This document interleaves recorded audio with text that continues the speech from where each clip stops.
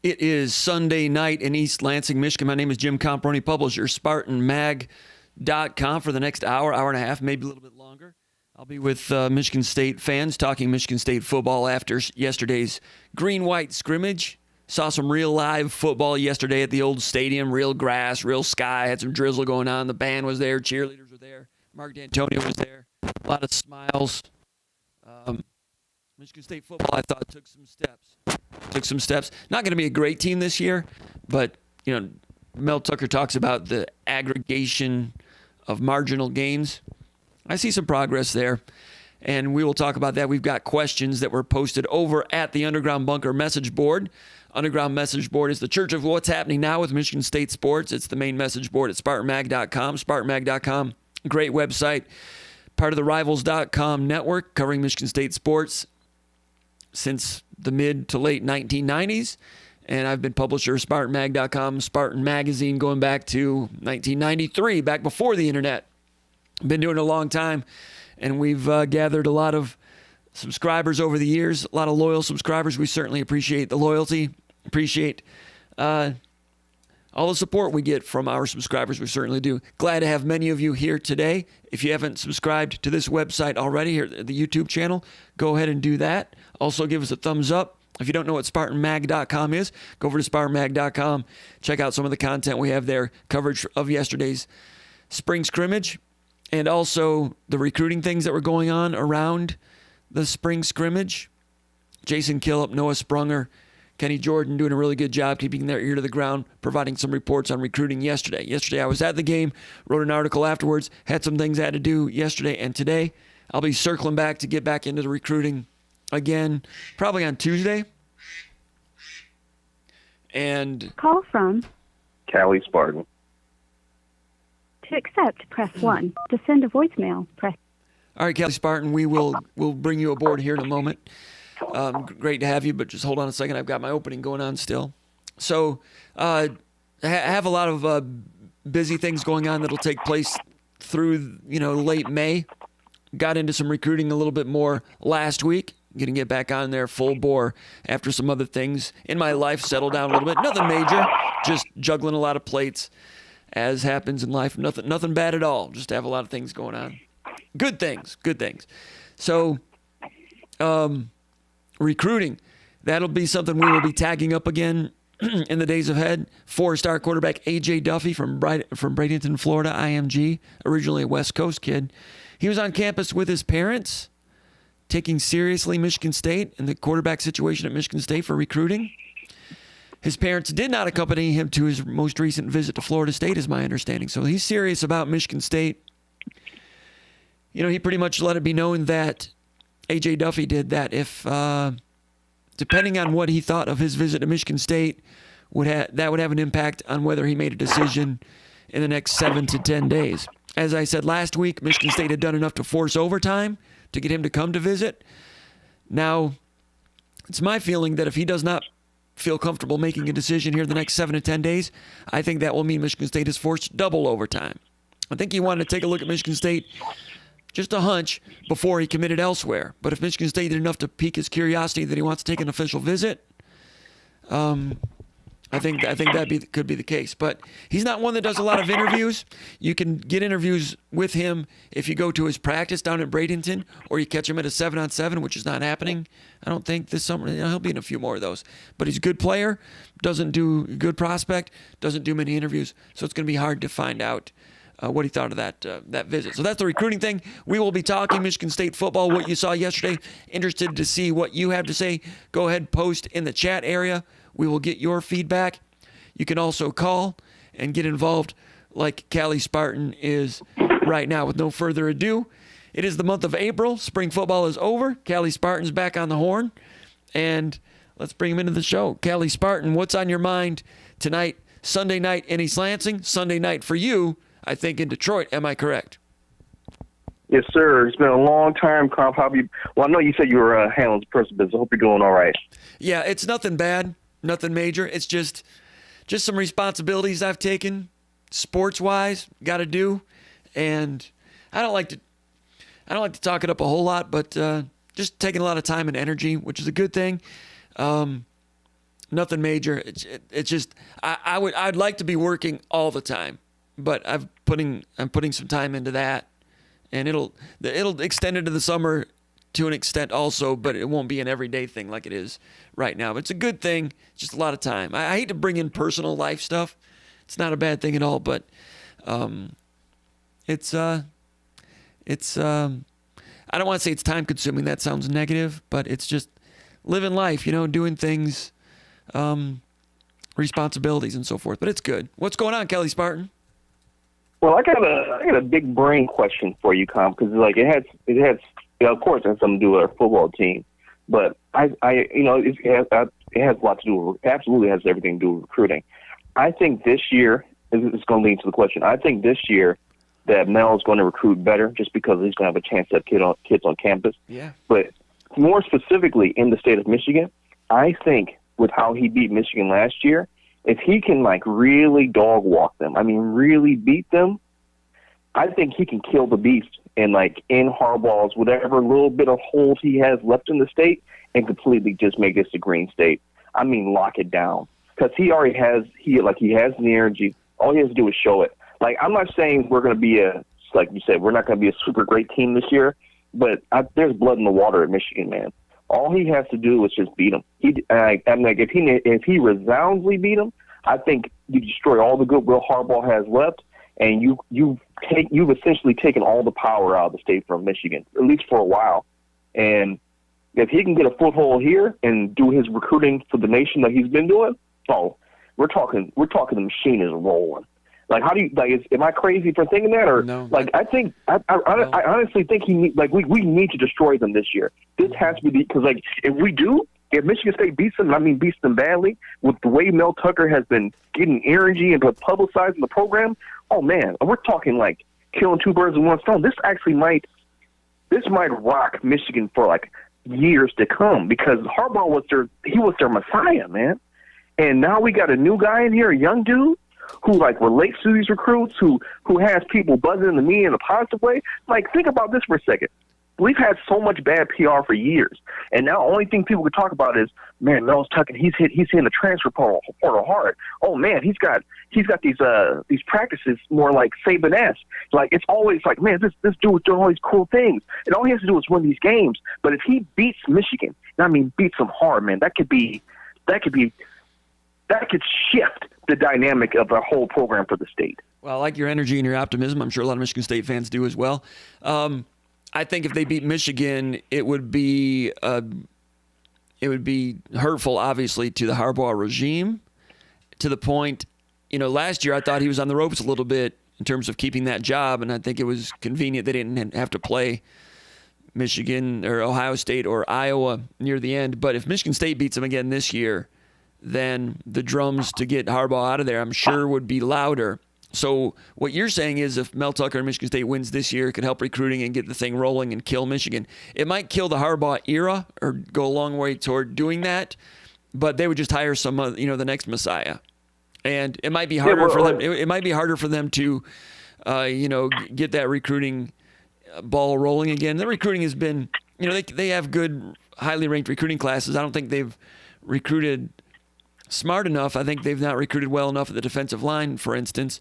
So they'll still have good classes. The next coach will come in, and he will be getting, all that advanced credit like they always do.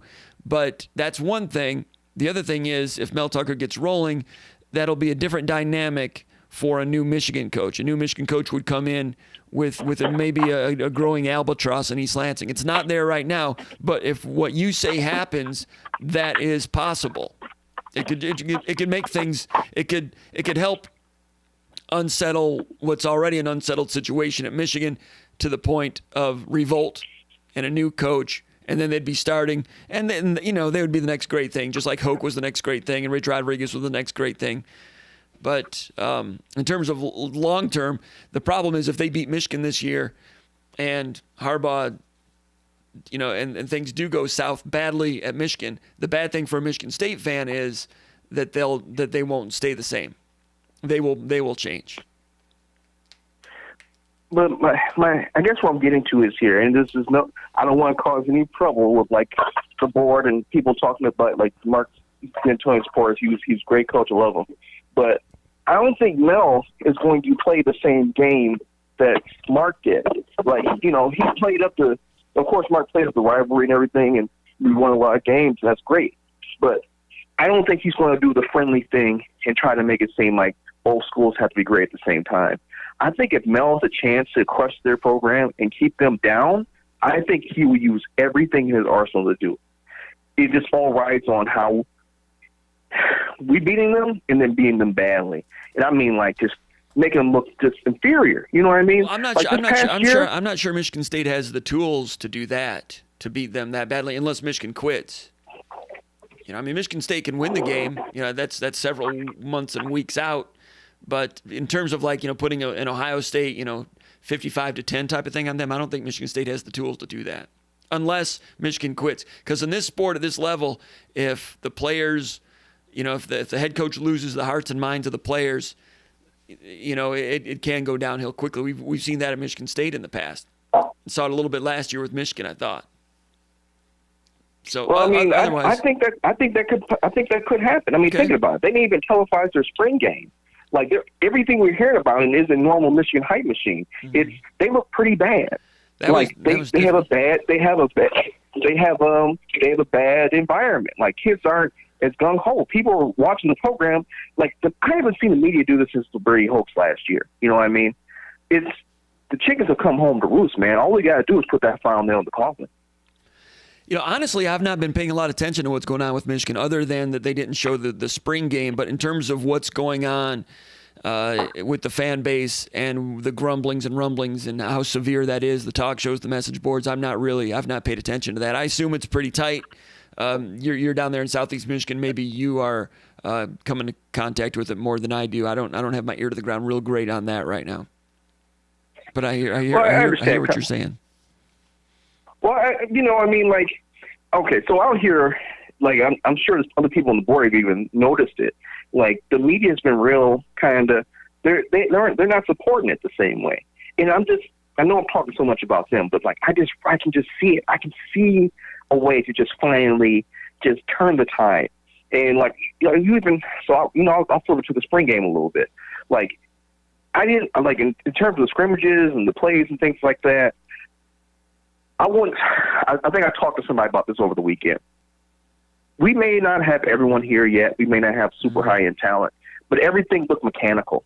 Like, everyone seemed to know where they were supposed to be. Absolutely. Like, people were in a hurry to go in the right place. Yes. And it's like one of those things where just because the guy's not the best, if everyone's doing their job, the floor is raised. You know what I mean? Yes.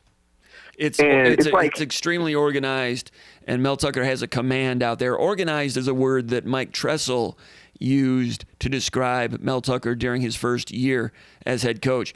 I was impressed.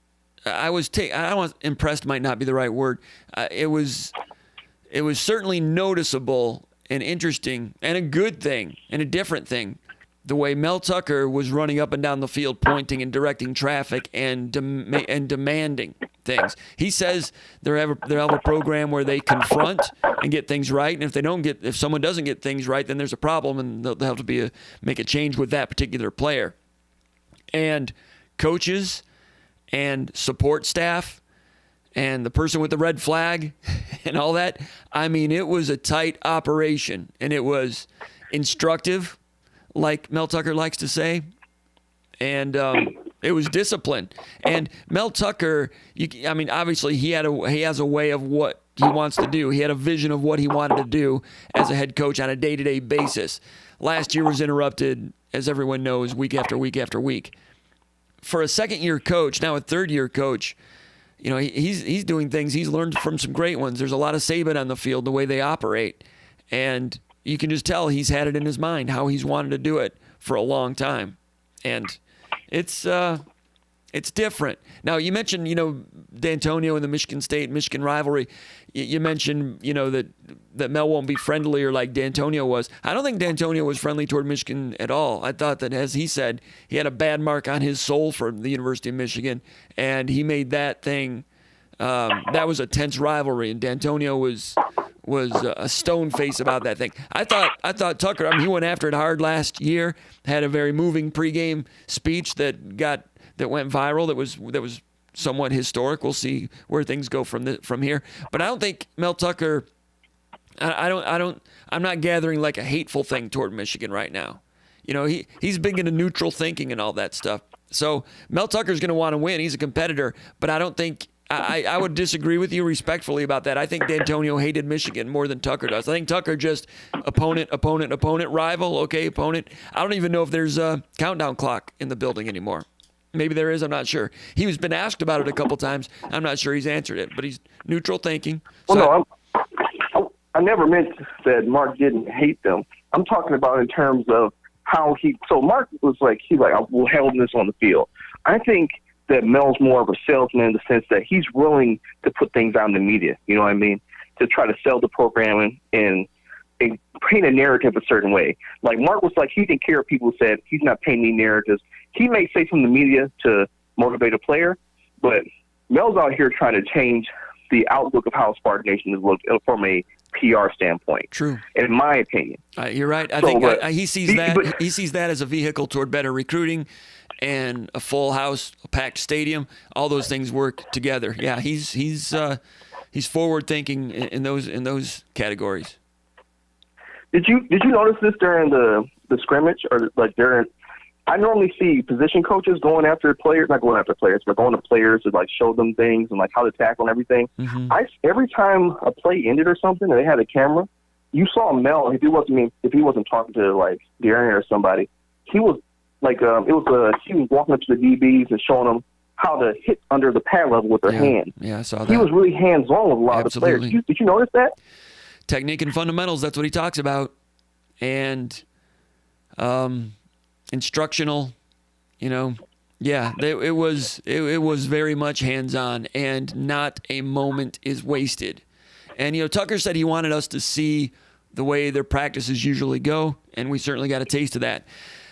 You know, players were allowed to watch practice about a week or so ago, and I know that they've been talking about it, and we saw what they've been talking about for about a week, and that is the tempo. And I saw the tempo pregame last year before games. Like the pregame tempo is quick. And it doesn't necessarily mean that Michigan State's going to be running, you know, up-tempo fastball like Oregon or Indiana, but they've got that in and they can do that. But they want to get repetitions in and test people from a conditioning standpoint.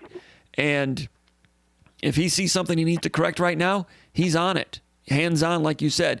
That is quality control. Time will tell whether his methods of quality control do keep all the screws tightened rather than, you know, and if the whole operation can be Saban-esque. You know, that's what he's shooting for. That's who he's coached for a few times.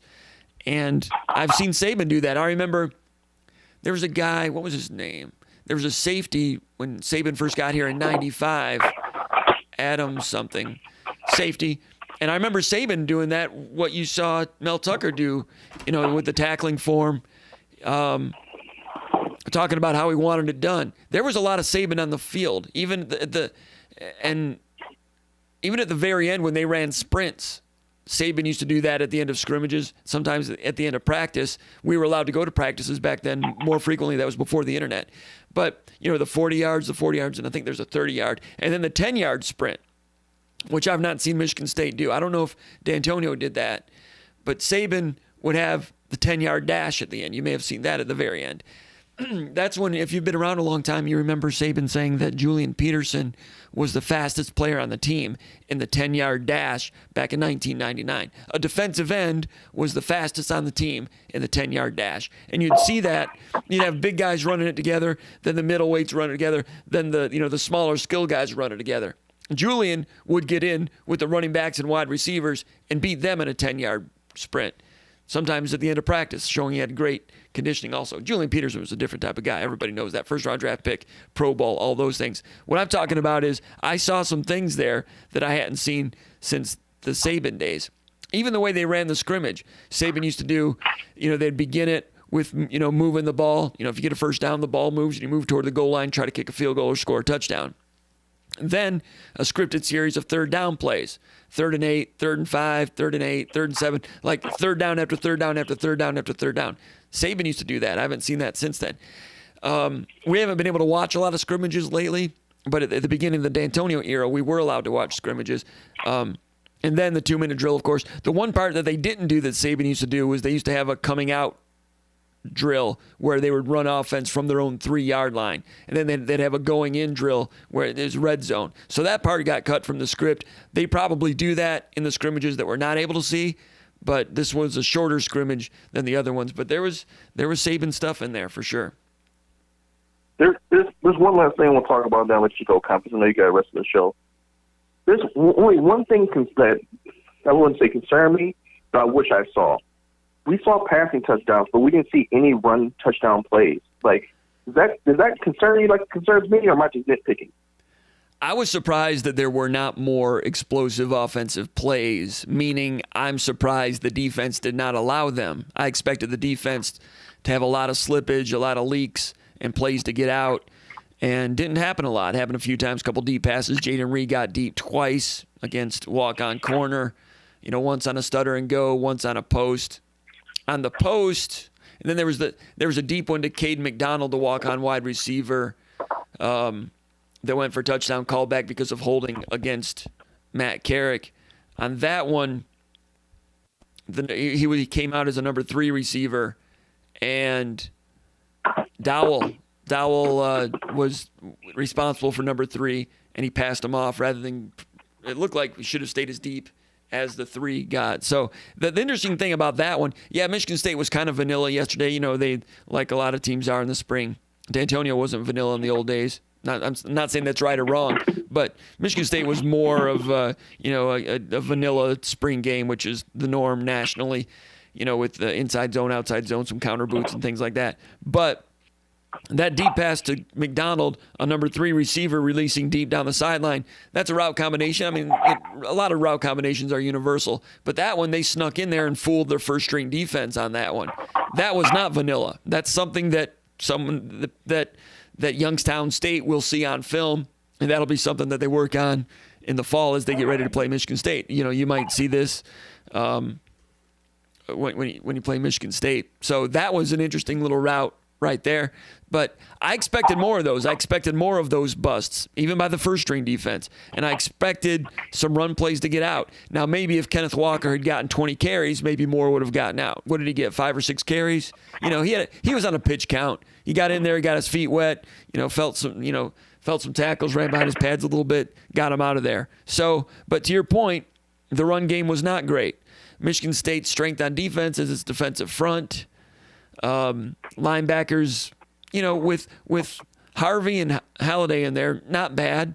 So run game, I don't know if that's a big emergency that it wasn't great, but as you said, run game was not good at all last year. Probably the worst in the Big Ten.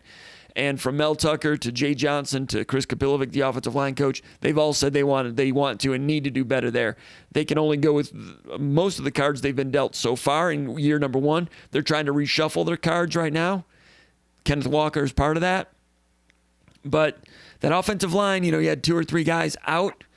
So I'm sure that had something to do with it also. 2 guys out.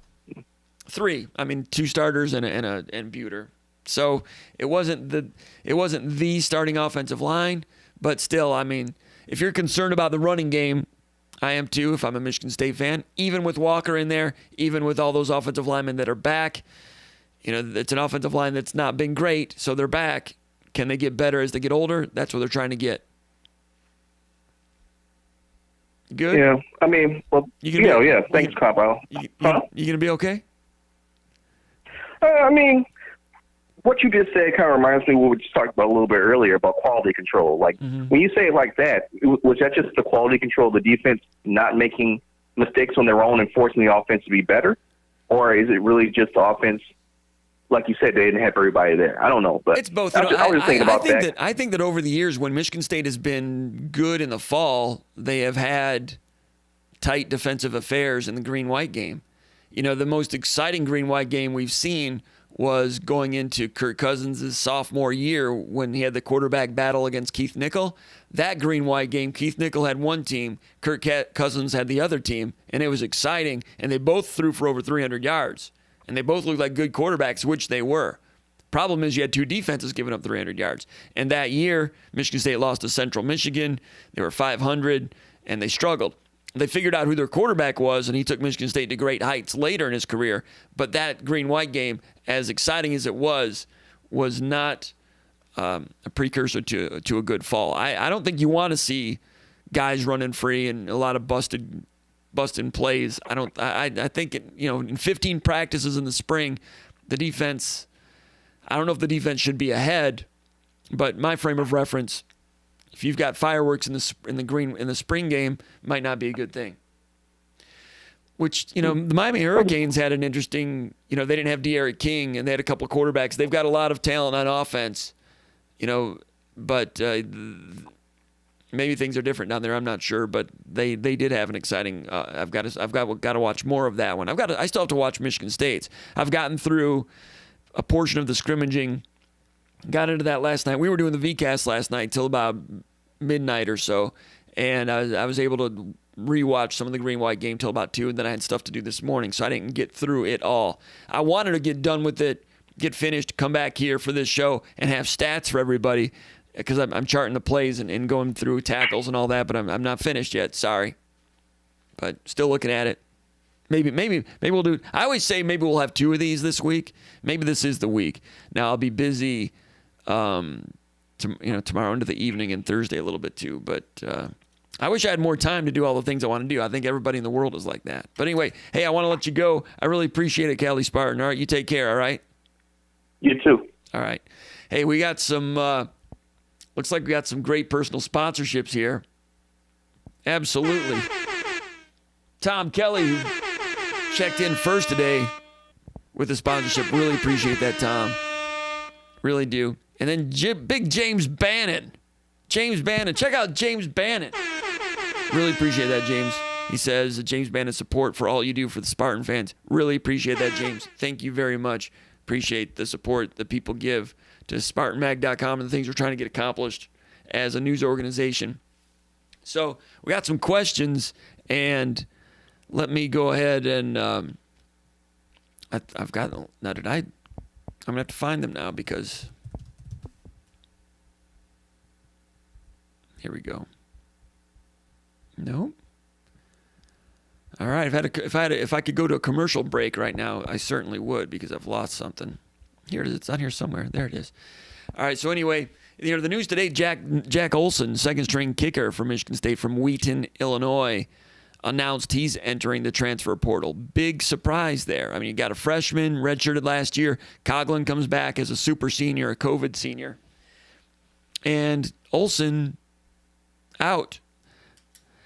I've not heard whether it was a deal where they were hoping he would stay or if maybe he wasn't performing that well and they just said, hey, man, we got to find something else. I will say this. Michigan State has been talking to walk-on candidate kickers.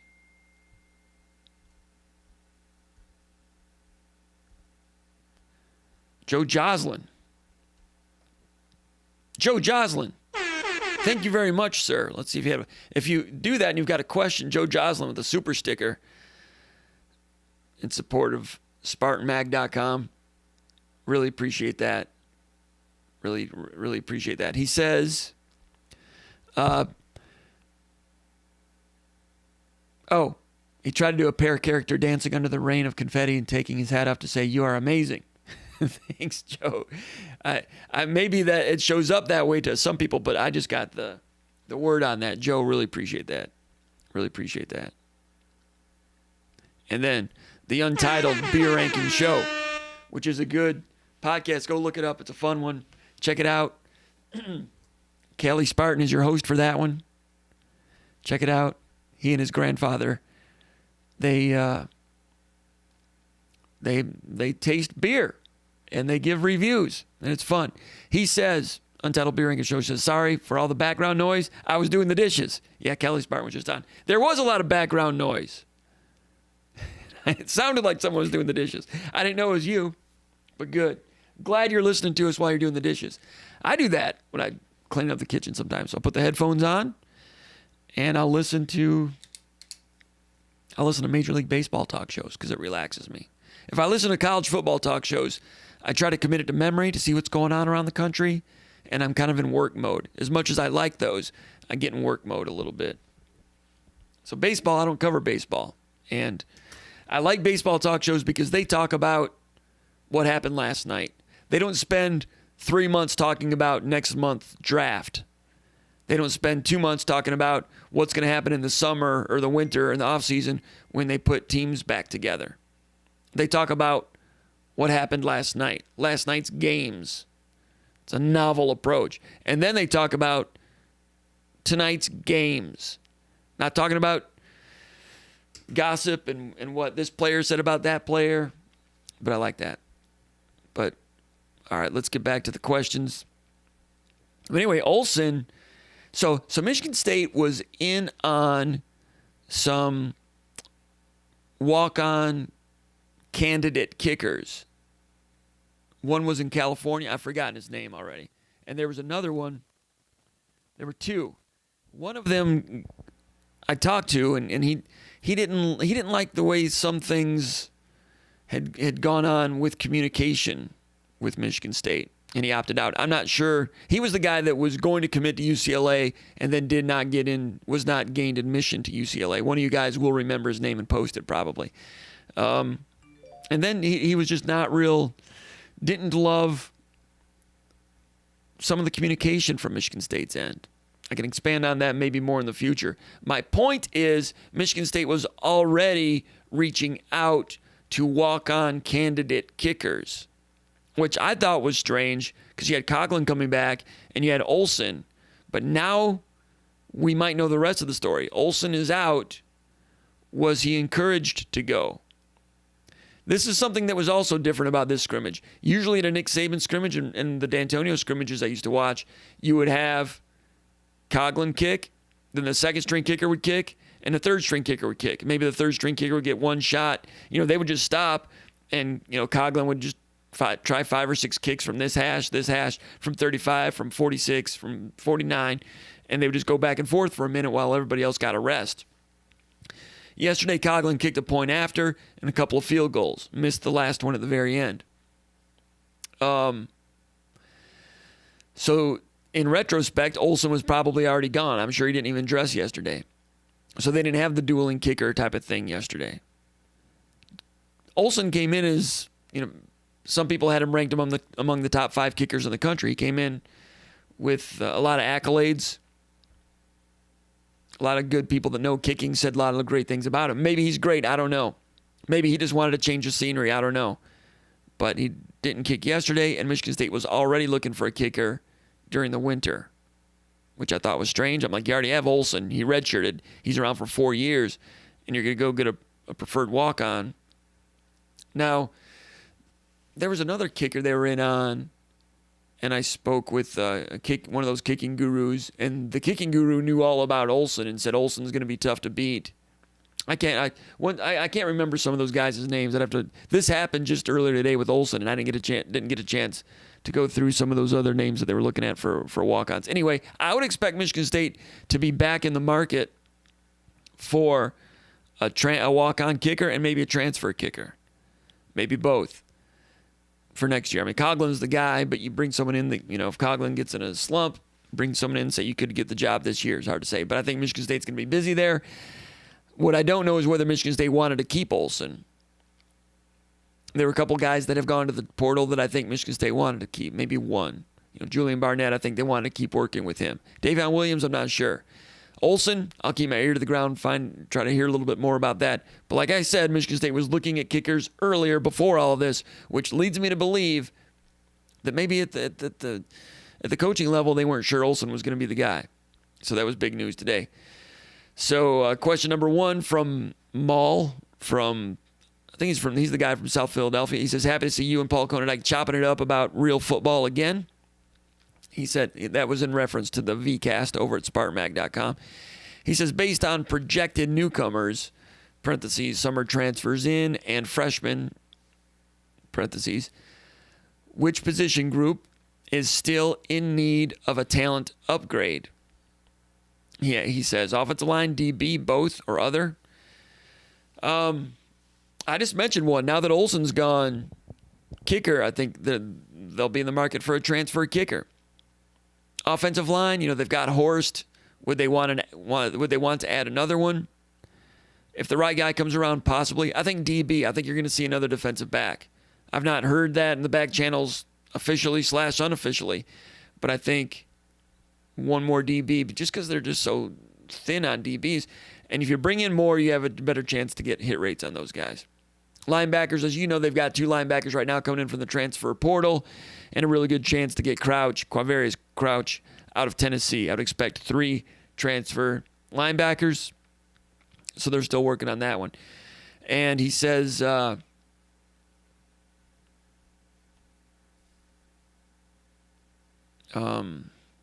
right, so he wants to know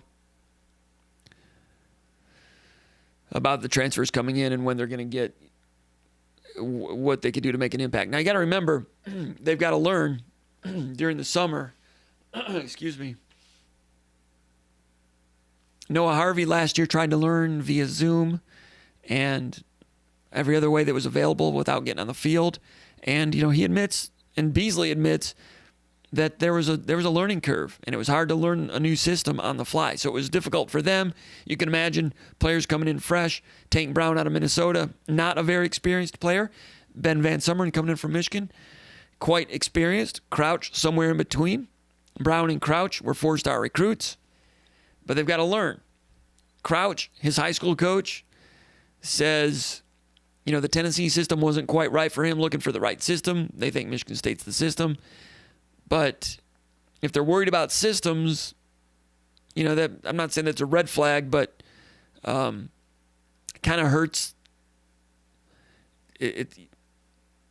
I described Quavarius Crouch as a plug-and-play type of guy. I still think he is. But I put that asterisk on there, that caveat that, he played at Tennessee right away and was productive. But they're looking for a system. And I think they like the Michigan State system, but there still will be, if and when he comes to Michigan State, which I expect to be the case, there will be a learning curve. Mel Tucker, Nick Saban, they talk about the process. You have to wait for a player to go through a process. So that process is different with transfers. It's a new world, a new frontier. As you guys know, adding players midsummer, and in Michigan State's case, adding players midsummer with a real chance to become a starter. So how quick can you learn it? How quickly can you gain traction?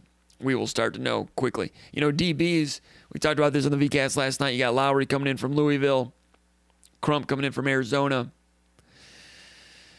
And then Kimbrough from Florida. Kimbrough played a little bit, but you're talking about guys, unknown commodities. And Michigan State had 3 corners leaving: Chris Jackson, Dominic Long, Julian Barnett. Barnett just played a little bit. Long had some chances, was a little bit stiff, never really broke through.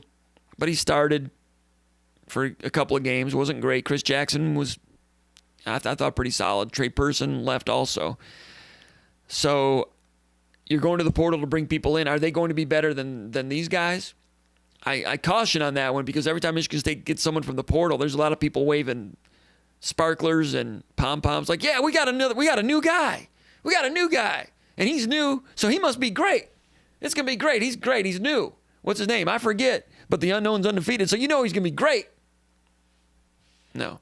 Just because Michigan State gets someone in the portal, it's good to be enthusiastic, but get real. Can't put them all in the Hall of Fame just yet. And if they're in the portal, they weren't knocking it dead somewhere else. Now, Kendall Brooks, he was knocking it dead at North Greenville University. That guy's moving up in weight class and looked pretty good in the green-white game. But just because you're getting somebody, calm down the parade a little bit is my advice on that one. Sparty Ricky says he's from parts unknown, which means he didn't tell us where he's from. He says, do you hear anything in regards to Rocket Watts? Didn't expect his transfer to be so quiet. Any chance he comes back to Michigan State? That's the quote. That's the question from Sparty Ricky. I am surprised.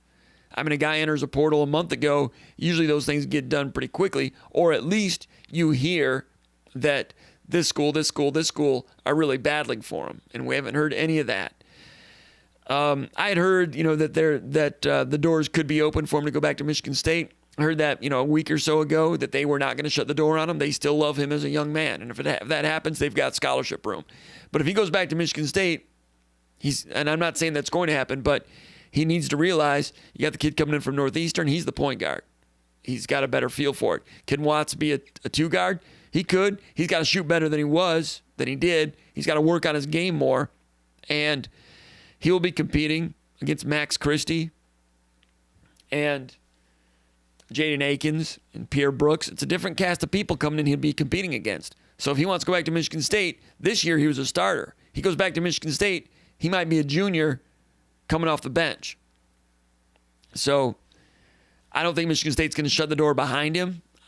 I don't think he's dying to come back because it was a painful decision for him to go. And there are a lot of people in his ear telling him to do that. I'm sure there are some schools that are interested. I'm sure there's some talk going on at some level. But, yeah, I'm surprised he's not hooked on just yet. Will it be a case where all of a sudden, overnight, we hear, boom, he's going to Providence?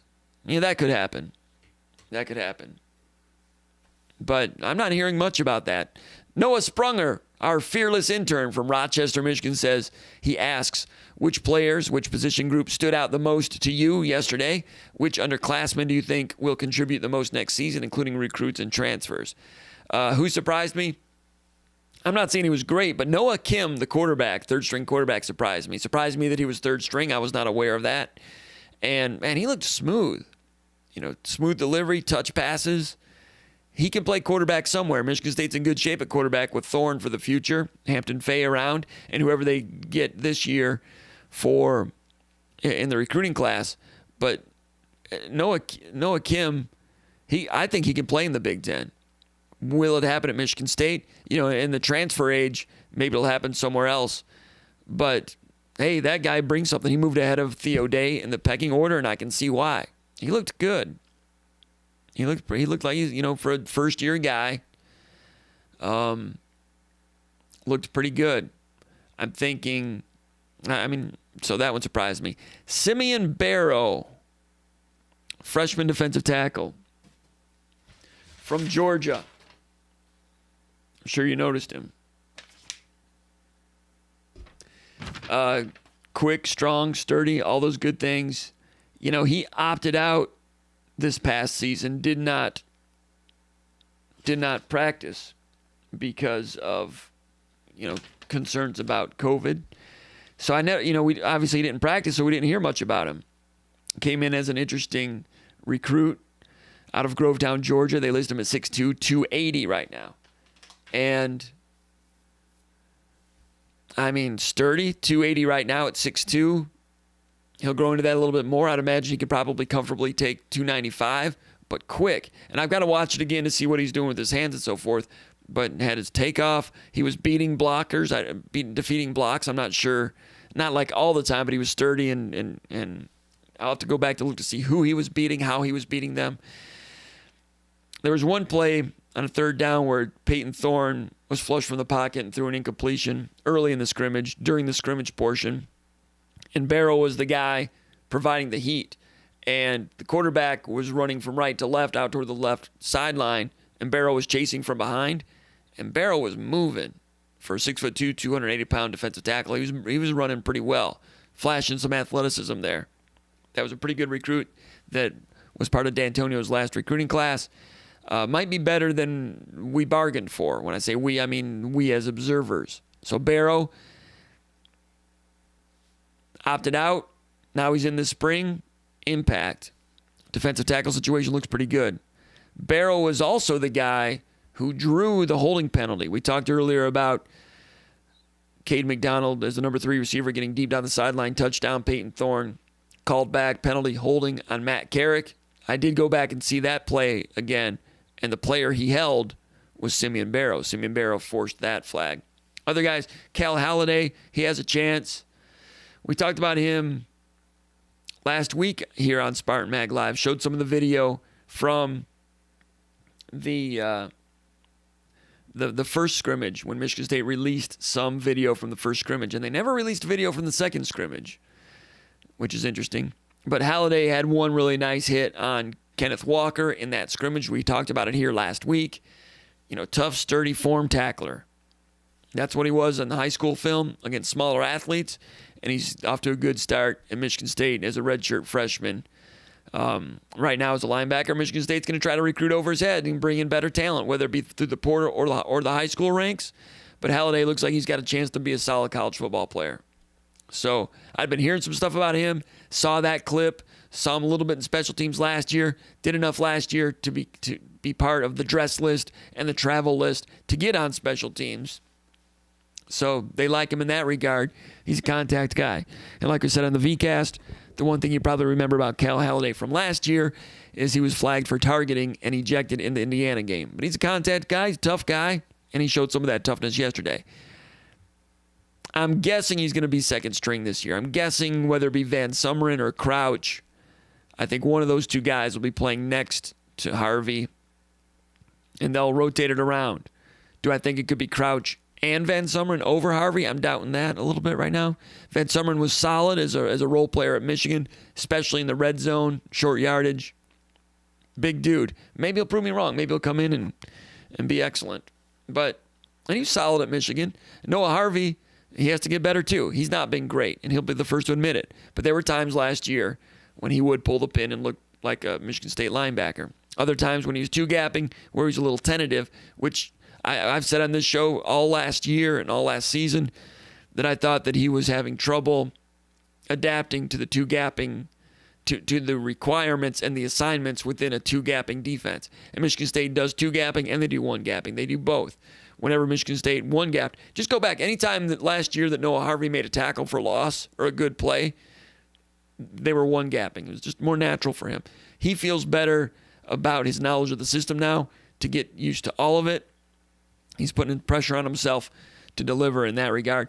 And I asked Noah Harvey about that in the press conference this week, and some of you may have seen that video. He was surprised that I picked up on that.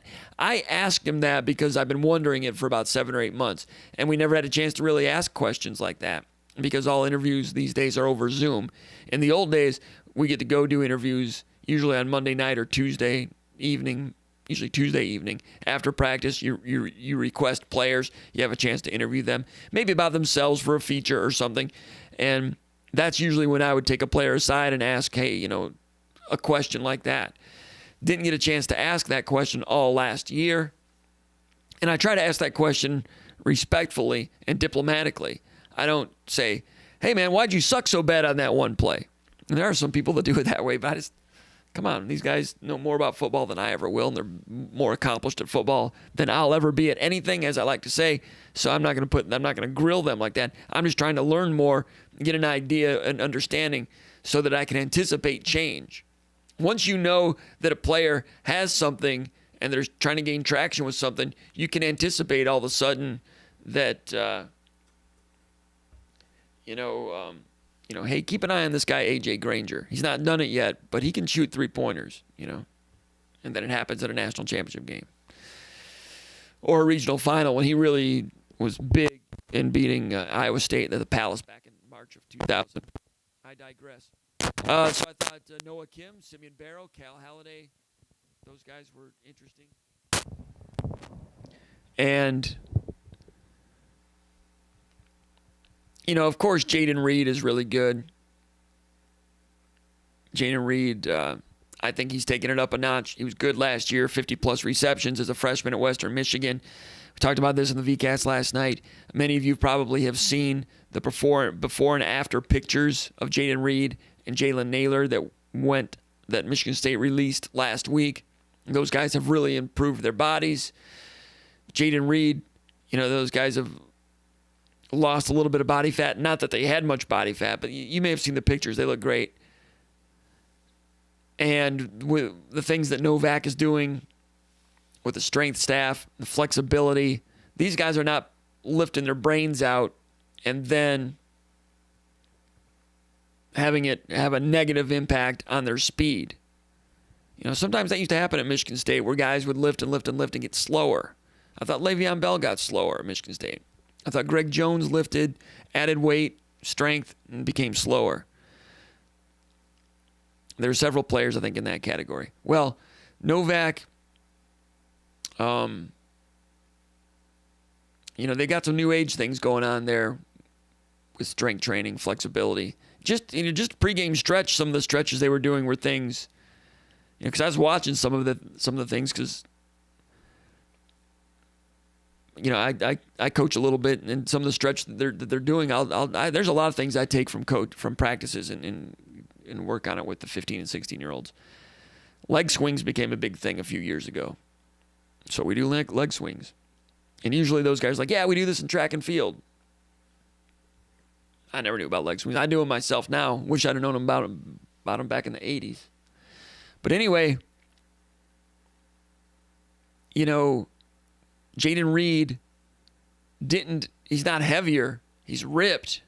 And the flexibility is all there. So now I'm wondering, as good as he used to be, I'm wondering if that guy's just a little bit faster now even. Now I know he was beating a walk-on corner. It's not like he's out there beating Darquez Denard to get open. But Jaden Reed, everybody knows he's good. I'm wondering if he's gone better than good now. Ian Stewart, the other wide receiver from downriver. He's from Woodhaven, Carlson High School, I think. Real good high school player as a senior. Was Michigan State's best in-state recruit that year. And, last year, got on the field a little bit, special teams, played a couple of snaps, moved him to tight end because Michigan State was so low at tight end. Moved him back to wide receiver this spring, and he had a real good performance yesterday. Went up high to out-jump that same walk-on corner, number 59, White is his name. Went up high to high point that one, made a couple other plays.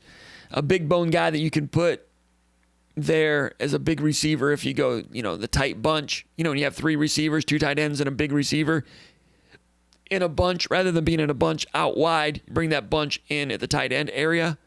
Usually you like two tight ends and a big wide receiver because that's a strong formation and you can run game behind it, or you can scatter them into a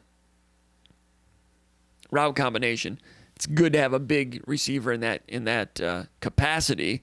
Michigan State lacked a big receiver last year, other than Trayvon Morgan, who didn't get on the field till the end of the season.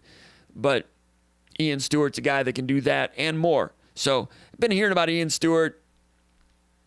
Been bullish on him for a while, but seeing it in the green-white game, some people, hey, it's just a spring game, doesn't mean anything. Well, sometimes players first show a sign of becoming something in a spring game. And I thought that was the case with Ian Stewart yesterday. Kenneth Walker, the transfer from Wake Forest, no secret there. If you were there live, you probably saw some of the quickness. And I'm not sure that quickness really translates when you watch it on TV. Those of you that were there live can probably see that number 9 had just a little bit extra juice that you're not seeing at running back at Michigan State in the last couple of years. And I thought Peyton Thorne looked good. Going to be a sophomore next fall. He's not plateauing. He's just He's solid and good and getting better. In terms of you're asking about other underclassmen and recruits or transfers. I don't know about incoming recruits. That's a difficult one. Konadike and I talked about that last night. I think Chuck Brantley coming in at corners got a chance to make an impact. I love his film. 6'1", hard hitter, 4-star recruit. It's always hard to see the process, how long it's going to take somebody to get everything. But corner is a position that true freshmen have shown they can make an impact at that position at various programs over the years. Sometimes it happens in the last 2/3 of a season, so maybe not from the jump, but Brantley's got to be somebody that's on the watch list as a recruit that can come in and help right away. And I got to tell you, I don't have a very good record in projecting which true freshmen are going to help right away. Every time I got every reason to believe Brantley is in that category, and I pinpoint somebody, that's a dude at a position of need who's got a lot of talent. He's going to do it. And I've not hit on as many of those as I'd like to over the years, and it makes me mad. I'm frustrated by that. All right, so Brantley would be a freshman coming in. I think he's got a chance. Jalen Hunt, is he a redshirt sophomore now? Had his season cut short a little bit last year with injury. He's a man at defensive tackle. I think it's a good chance he starts defensive tackle and is on his way toward becoming a standout. Jeff Pietrowski. Call from. Oh, talk. To accept, press 1. To send a voicemail, press.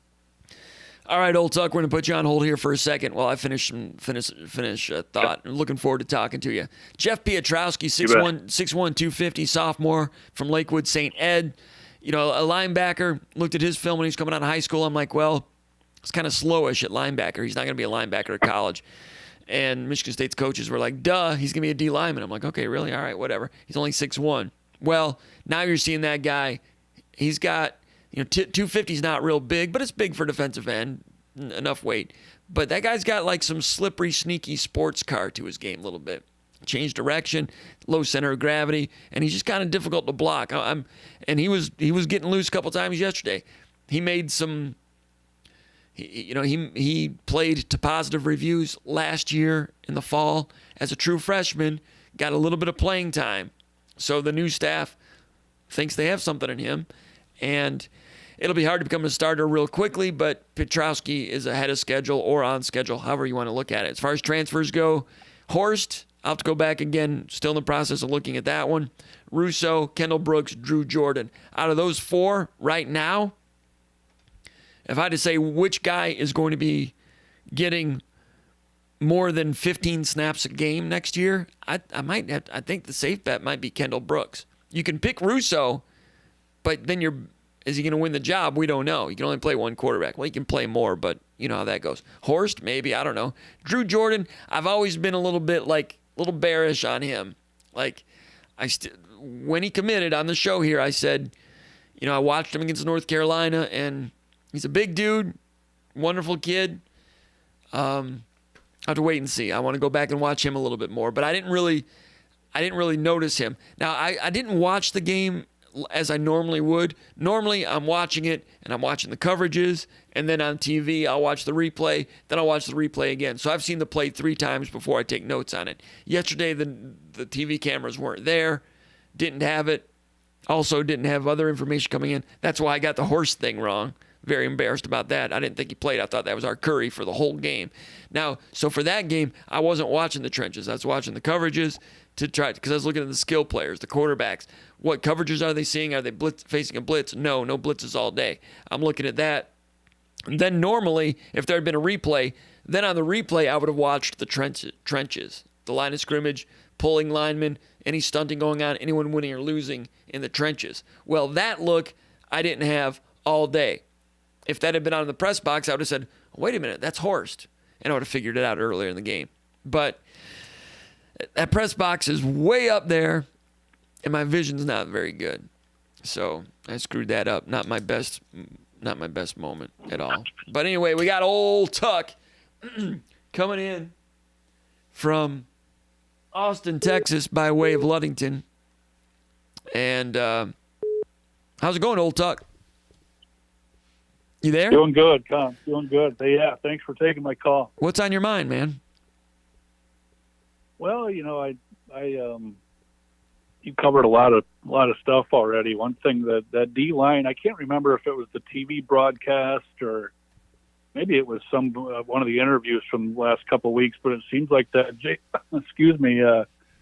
Jalen Hunt, he's really starting to get.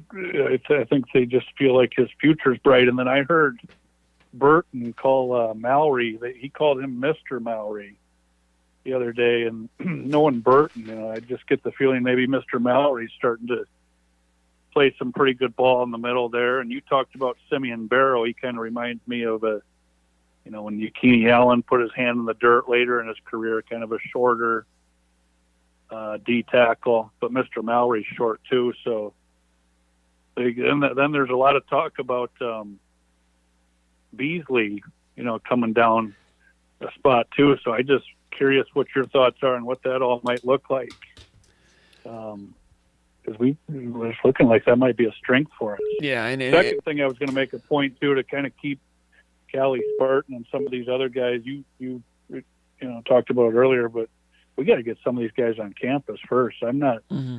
You got Joyner and Tank and Kimbrough and Yeah. a few others, and I just want to see them all make it up first, and then see where they go from there. Because I get the feeling it's not a guarantee they're all going to make it up. I think you're exactly right. Very astute observation. I think there is a chance that some of these transfers that are committed to Michigan State at this time, there's a chance that they don't all end up at Michigan State. I think you're exactly right. And that's the game these days. You transfer, you say you're transferring somewhere, but you don't sign anything until you arrive. So I think you're exactly right about that.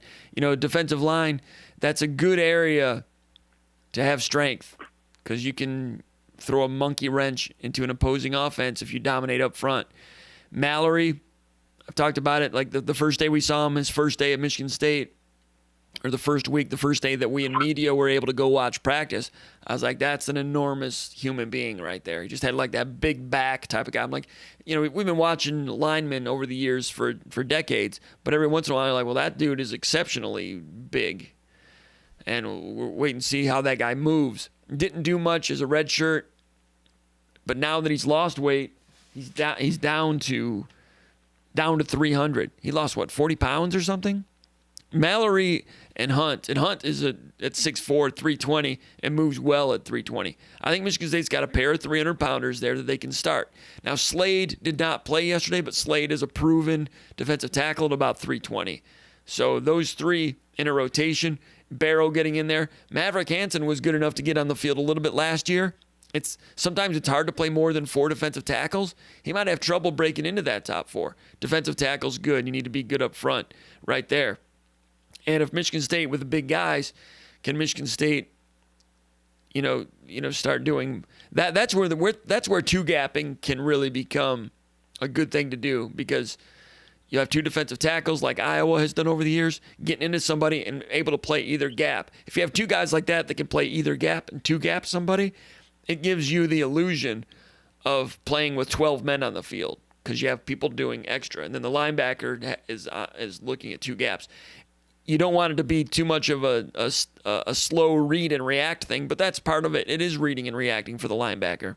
But they've got big, and it takes a big defensive tackle to be able to command and move an offensive lineman like that. You can't do it with, a 260-pound guy. Now, Barrow is 260. He'd be more of a quicker one technique thing, I would guess. I mean, a one-gap guy. But they've got some talent there, and it's young talent. So I think there's good things going on in the defensive line.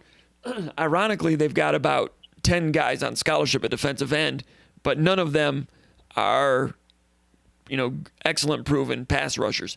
Panashuk was pretty good a couple of years ago. Beasley's been okay, but if you want the defensive line to really, truly be the best defensive line in the Big Ten, which is what they're shooting for, you need to have that edge guy who's a real threat. And Michigan State is okay there at their best, but they don't really have that guy that's going to make you, fail to get your sleep on a Friday night. Yeah. Is there, you think any chance they have Klein or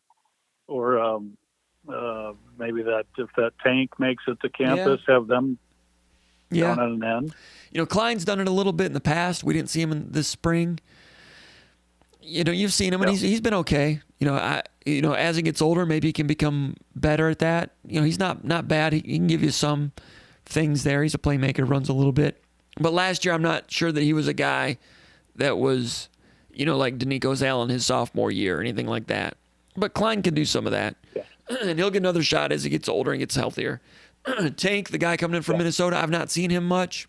And for whatever reason, he didn't get a lot going on at Minnesota. So I have to wait and see on him also. I think Avery Dunn has a chance to be something someday.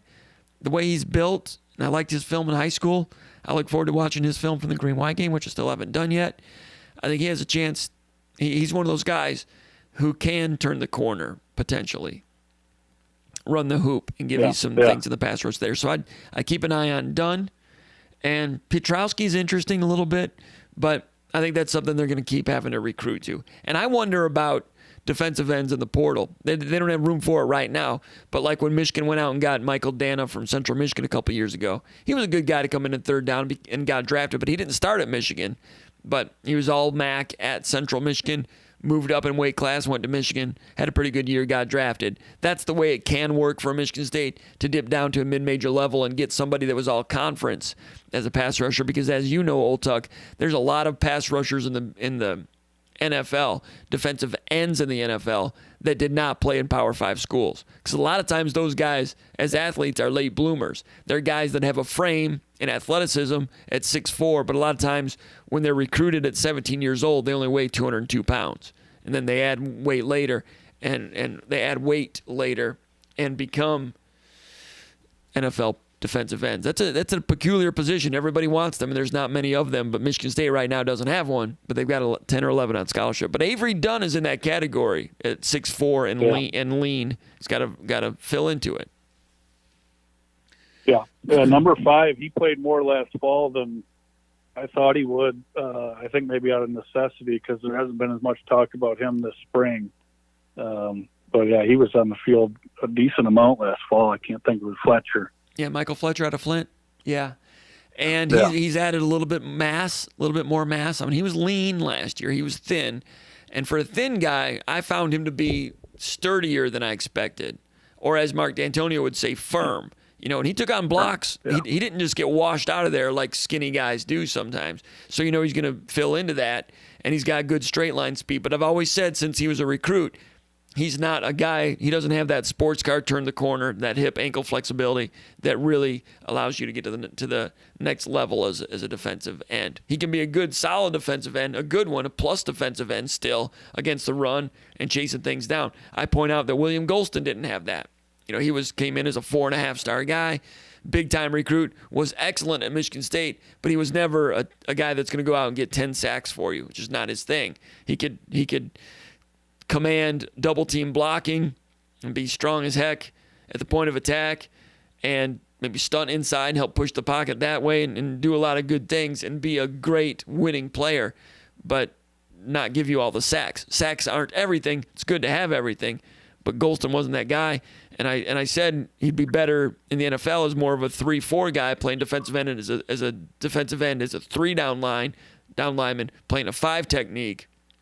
Not a wide 9, right? And that's what he's done. He's played in a 3-4, and he's been an excellent professional. Michigan State was not a 3-4. Yeah. Michigan State was not a 3-4 program. If he'd gone to somewhere that had a 3-4, like Georgia or Alabama that were doing that at that time, he would have been great doing that too. And I think he was more built for that. But he went to Michigan State, and I know Michigan State fans are glad that Will Golston did go to Michigan State because he had a real good career. Yeah. The quest continues for a guy like with the ankle flexibility of the sack master, Jonell St. Deek. You know, he just come around that corner. I think he had 10 sacks by mid-season that one year. John L. recruit. You know, big Jonell St. Deek. Anyway, Comp, I'll let you get back to it. Thanks for taking my call, and thanks for everything you're doing. All right, man. Thanks to Old Tuck. There he goes, Old Tuck going back to Austin, Texas. Great to have him with us. Let's go up here and read the chat areas, and we might shut the show off a little earlier this time. You know, last time we went like 2 hours and 10 minutes. Maybe I want to get down to having, I've always said this, more shows, shorter, twice a week, get into something like that. Maybe this is the week we do that. Tom Kelly came in first. He also helped us with the sound check. We appreciate that. Tom Kelly first. Spunky 181. Detroit Spartan telling me time for some new glasses. Absolutely. Because I didn't see very well in the scrimmage. Not my finest moment. Doors Fan 91. Now it's good to see Doors Fan 91 and Detroit Spartan in early. They got here early. Those guys usually kind of just come in late, tardy. You know, they're in early. They're fired up because it was a football weekend. And Card Shark Chris. So your starting 5, you had Tom Kelly running the point. Detroit Spartan gunning like John Long from downtown. Spunky 181 in the middle. Doors Fan 91 is your stretch 4, and Card Shark Chris is the crafty wing. That's your starting 5. Appreciate those guys. Spunky 181, sound check. It's the final countdown. I never liked that song. I am guilty of appreciating hair metal back in 1989, back when I was a stupid 20-year-old. But I didn't like that song. Who was that? Was that Europe? That song wasn't any good. You may argue that none of those songs were any good, but back when I was young and dumb and enjoyed refreshments and distorted guitar, I had a lot of stupid friends that liked that type of stuff and had some good times. Jason G, Mike is good. Old Tug, the bell cow is here. We just heard from him. Good to hear from him. Spartan MD says, so glad to hear you, Jim. Now I can get out of watching the Oscars. Were the Oscars tonight? Do they even have people in the audience there anymore? Or was it? Because I have, like, out of curiosity, I've watched some of these award shows for like 5 seconds just to see what they're doing. And I'm like, ooh, that doesn't work. That doesn't work. Angelo Gross, Harold Joyner enthusiast. Nice evening in East Lansing, says Tom Kelly. John J. in the house. Spartan MD says, I missed the green-white format of the event yesterday. I hear you. It was fun in the old days to have green versus white draft and all that. I used to love the old draft Antonio did because it gave us an idea of what the players thought of the roster. They would do the drafting, and was that, remember, like Kirk Cousins was drafted ahead of Keith Nichol, and I love Keith Nichol, and he was good, and I always say Keith Nichol might have been an NFL quarterback. I mean, he went to Oklahoma. Oklahoma was riding high at the time with Stoops and those guys. Got beat out by a little by Sam Bradford. Bradford wins the Heisman. He's an NFL quarterback. He beat out Nichol by that much. Nichol comes to Michigan State. Kirk Cousins making $30 million a year. I'm not saying he's Pro Bowl, but Kirk Cousins is pretty darn good. Kirk Cousins beat out Keith Nichol by that much.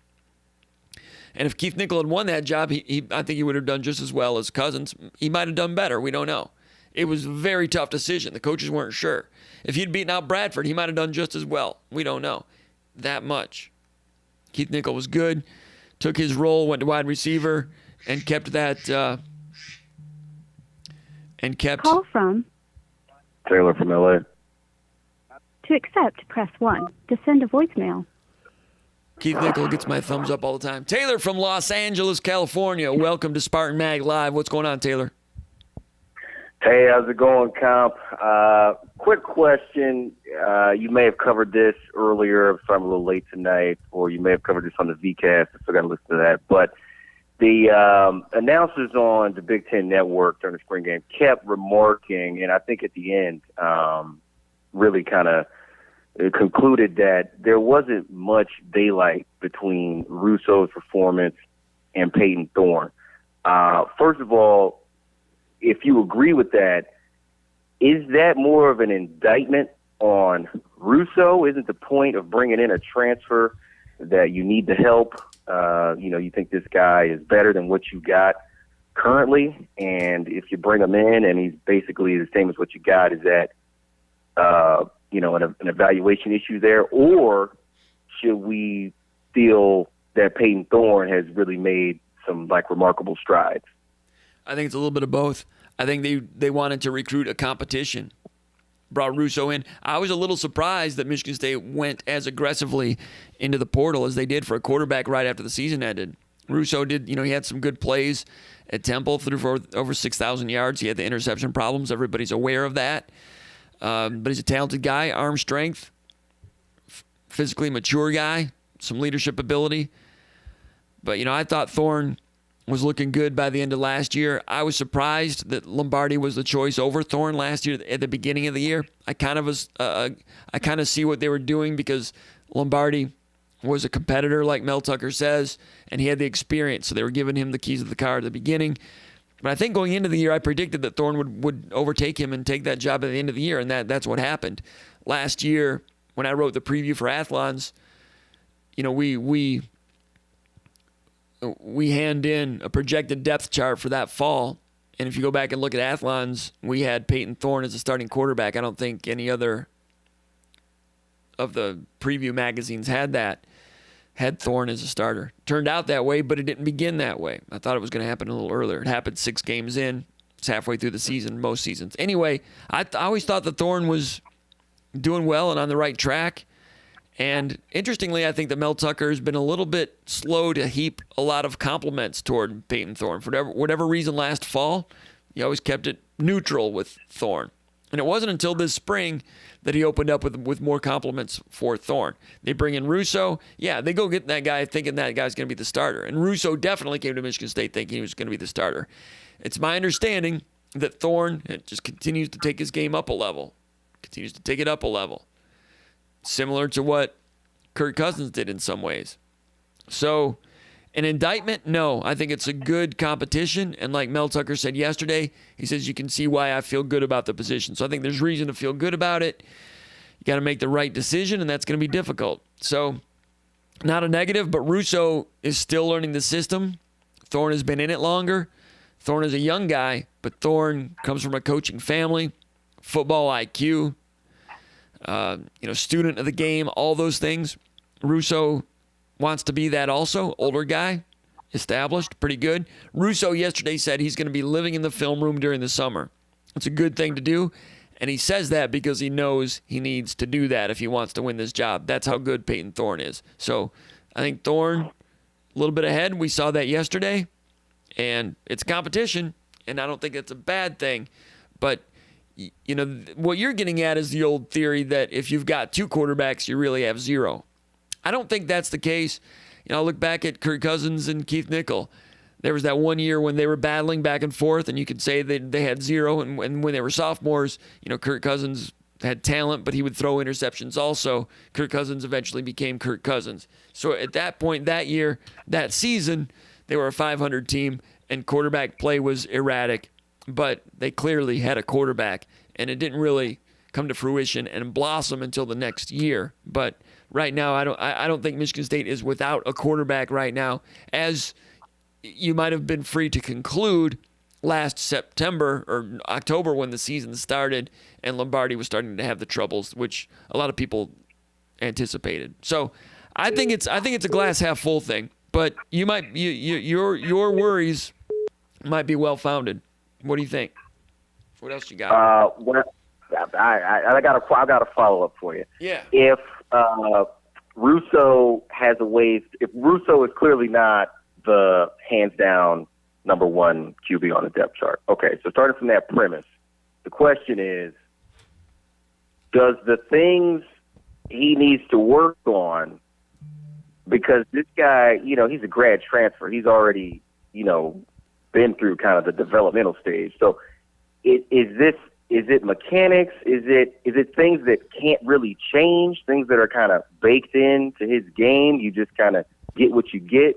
Or how much of it is learning the playbook, the scheme, becoming more comfortable with that? How much further growth potential does he really still possess at this stage of his career?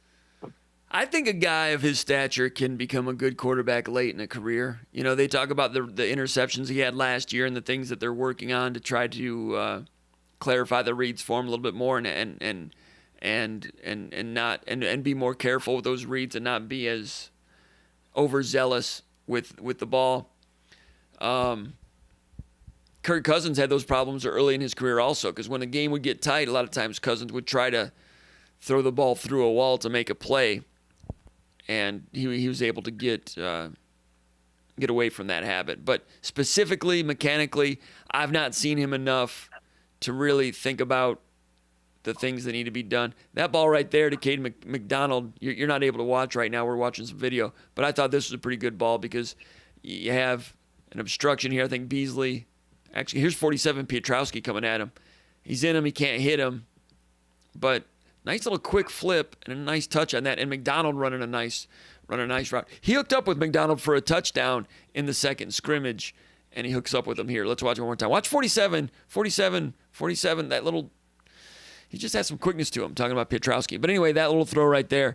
Russo flashes some of that talent, but so does Thorne. It's a hard one to handicap right now, but you're asking, what can Russo do? That's over my head. I've not seen him enough. I don't have a good answer for that. Fair enough. Well, thank you, Comp. Really appreciate you taking my call, and thanks for all the great coverage. Anytime. Appreciate it. Have a great evening from Los Angeles, California. Now, looking at video right now, probably shouldn't do this because it's not really a copyright problem, but Now there's the touchdown to McDonald again. McDonald just has a way of getting open. So his old high school teammate Thorne. So we talked about this earlier in the show. McDonald. This clip, it's already underway. It's 7-on-7, no offensive line, no defensive line, but McDonald's downfield, and right there you're seeing at the 35-yard line, that's Dowell. And pretty sure Dowell had the number 3 receiver. McDonald was the number 3 receiver in this route combination. By number 3 receiver, I mean he was the 3rd receiver from the sideline. The widest receiver to the sideline is the number 1. The second widest is the number 2. The 3rd receiver is the number 3, the 3rd widest. So defensive backs identify players as the 1, the 2, and the 3. Dowell as an inside defender as the nickel was responsible for the 3, and they kind of wheel him out of there, and they had a little coverage miscommunication, and McDonald gets a touchdown against the first string defense right there.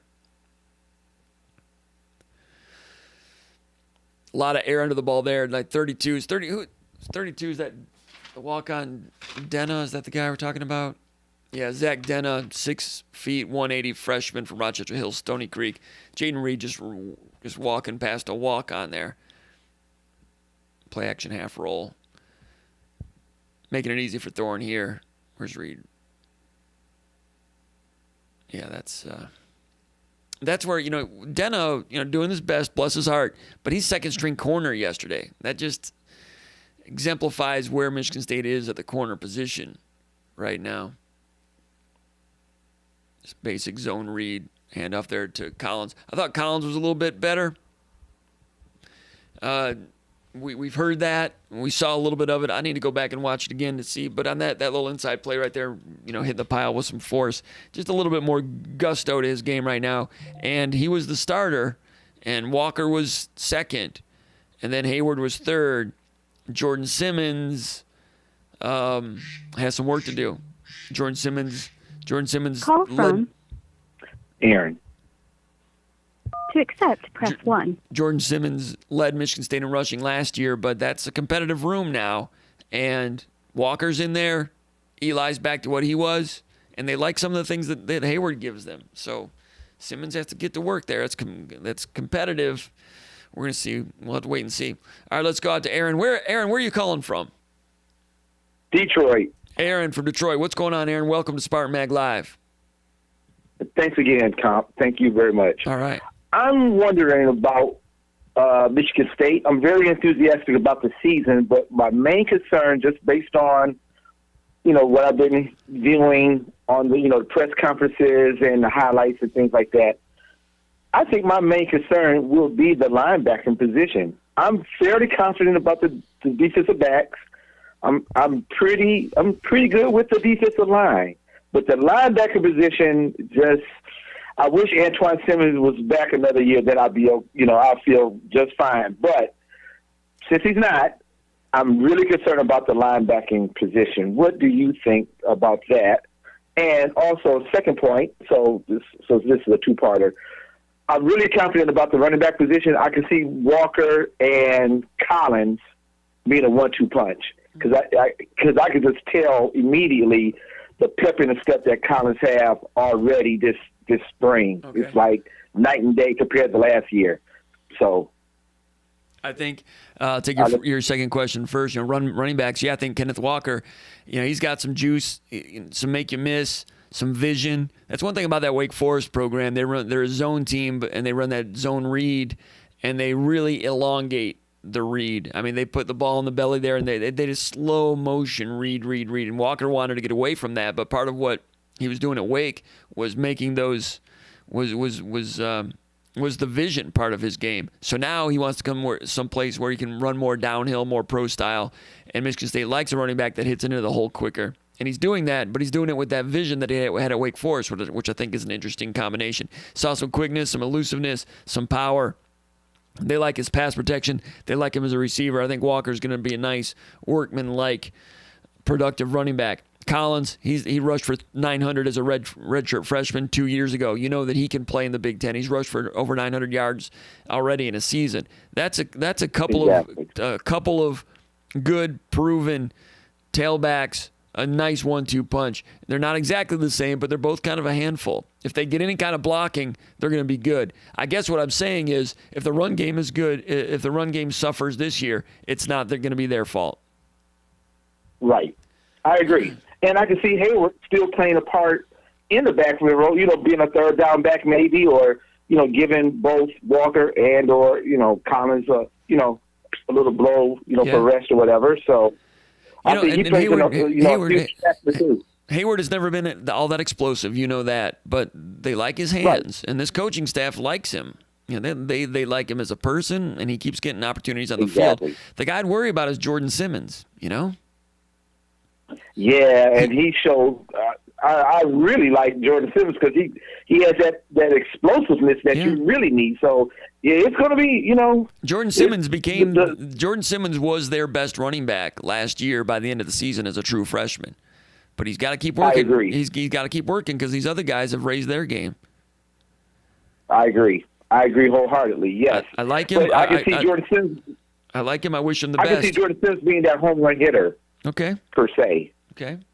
Yeah, sorry about that, Count. That's all right. So you're more worried about the linebackers than the defensive backs. I think that you have good reason to be worried and concerned about the linebackers. That's why Michigan State's in the portal trying to fish some out of there with two linebacker commitments right now in the portal, trying to get a third one in Quaverius Crouch from Tennessee. I would be more concerned about defensive backfield, but they're both concerns. The entire back seven is a concern. They've got a lot of new people coming in at those positions. Like I said last night in the VCast, it's like Michigan State's playing Yahtzee back there. I don't know if you remember Yahtzee, but that's when you roll some dice, and it's a crappy roll, so you just put all the dice right back in, and you roll them back. That's what they're doing in the defensive in the back seven. They're just like, okay, let's just roll them all together and see what comes out. So, the second string defensive backs yesterday in the scrimmage, not so good, and Mel Tucker. He said, "Hey, what it looks like on defense is not what it's going to look like in the fall. It'll be different personnel, and I think more capable personnel. But you still got to get everybody on the same page, which is a big part of the task in the defensive backfield, getting that same pageness. Now, Harlan Barnett's been a wizard at doing that over the years. If anyone can do it, he can do it. But it'll be a new thing for Harlan Barnett also, infiltrating and incorporating transfers into a big picture construct for the upcoming season. I mean, you're looking at the corners. How many transfers is he incorporating from the transfer portal? Well, right now, the transfers that are coming in the defensive backfield, you got Chester Kimbrough coming in as a corner from Florida. Kari Crump is scheduled to come in as a corner from Arizona. Didn't really play for them. He has family in East Lansing. He's excited about it. He's got some work to do to get to Michigan State still. Marquis Lowry from Louisville is a guy. I can't remember my research on him. I did the story on him when he committed, but off the top of my head, I can't remember where he is. But he's a guy that, was kind of in the group, kind of not, just like Kimbrough. So it's not like you're bringing – when you bring in a transfer from a Power 5 school – it probably means they weren't starting there, right? Once in a while, you might get a guy like a Kenneth Walker. You can get a guy from Wake Forest that just wants a different system. So, are they going to be better than Chris Jackson? Chris Jackson started last year, wasn't great, but I didn't think he was a weakness. Chris Jackson moves on. I agree. Moves on. And the coaches wanted to do some shuffling. I mean, not Chris Jackson specifically, but, you hear that the coaches wanted, Mel Tucker wanted some more toughness. He wanted, how Tucker says, if you love football, I'll probably like you. Well, some of those guys in the portal may not have had that Tom Izzo theorem of we don't want you to like basketball, we don't want you to love it, we want you to live it. Mel Tucker's looking for guys that want to live football. And even though there were some guys that started, they were encouraged to go to the portal. But if you want to play Yahtzee, that's what's going on. It's never been done before. Michigan State's got 12 guys coming in. The portal is still a new thing. But I'm not aware of any program that's ever done it to this extent that Michigan State's doing it right now. They're not going to be doing it like this every year. They're doing it this year because they feel that's the best path toward having a good team as soon as possible to get as good a roster as they can next year. It's hard to establish your culture when you've got a revolving door like that, and he's big on trying to get that culture established. So he's going to try to do both, and that's an ambitious undertaking, but that's what they're doing right now. So, but DBs, Kalen Gervin has had his ups and downs, and right now he's their best, most experienced, most established corner, and I don't think he's not great. He's gotten on the field, he's taken some lumps, he's learning. He might turn the corner and be pretty good here in the second part of his career, but that's their best. The other corner, Angelo Gross, was over there. They moved him back to safety. Gross had a good year last year as a nickel. He's kind of a sturdier guy. You know what Gross can do. He's only 170, so he's not that big, but he plays big. They got him at safety. But he plays big. He hits hard. He does. He's physical. So they must see him as like sometimes little physical safeties can be a pretty good pest back there. Like, who was that dude from Iowa? Like Bob Sanders type of guy, Right. So right. Gross, Gross I think could have been a corner. I thought he was a good nickel.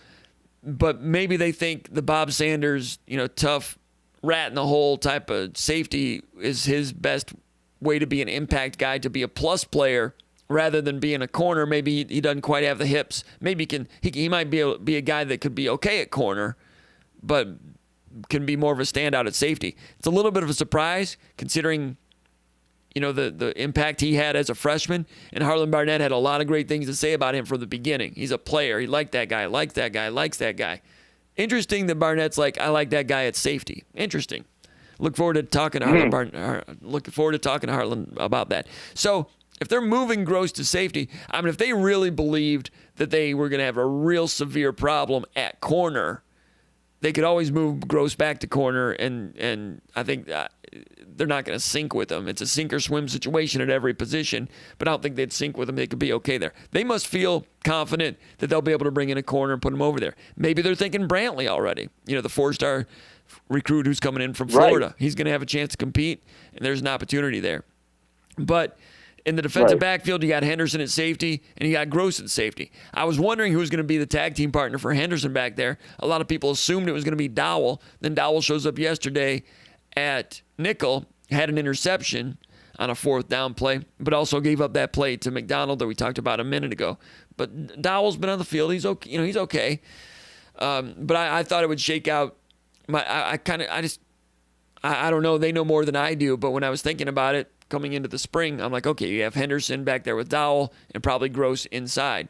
Instead, Gross goes back to the safety, and you got Dowell inside there at nickel. Interesting choices. They know better than I do. I didn't see that coming, but that was interesting, something we learned yesterday. I see Dowell as a hybrid. I can see him almost like a rover, like linebacker type. To me, he's a hybrid. You're right. He came in initially as a corner, and I didn't think he quite had the speed to be corner. But he's done. He's gotten in there as a nickel and a safety. Yeah, he's kind of a hybrid guy, and they will move those guys around like that. Henderson. But here's the deal: it's better if you have. You always want size and speed everywhere, but Henderson's got that linebacker size, and Dowell does too. So they're going to be that 7th guy in the box. The 7th guy in the box might not be a linebacker, quote unquote. But last year, sometimes it was Henderson. But Henderson at 210 pounds, you might not want him to be in the box every single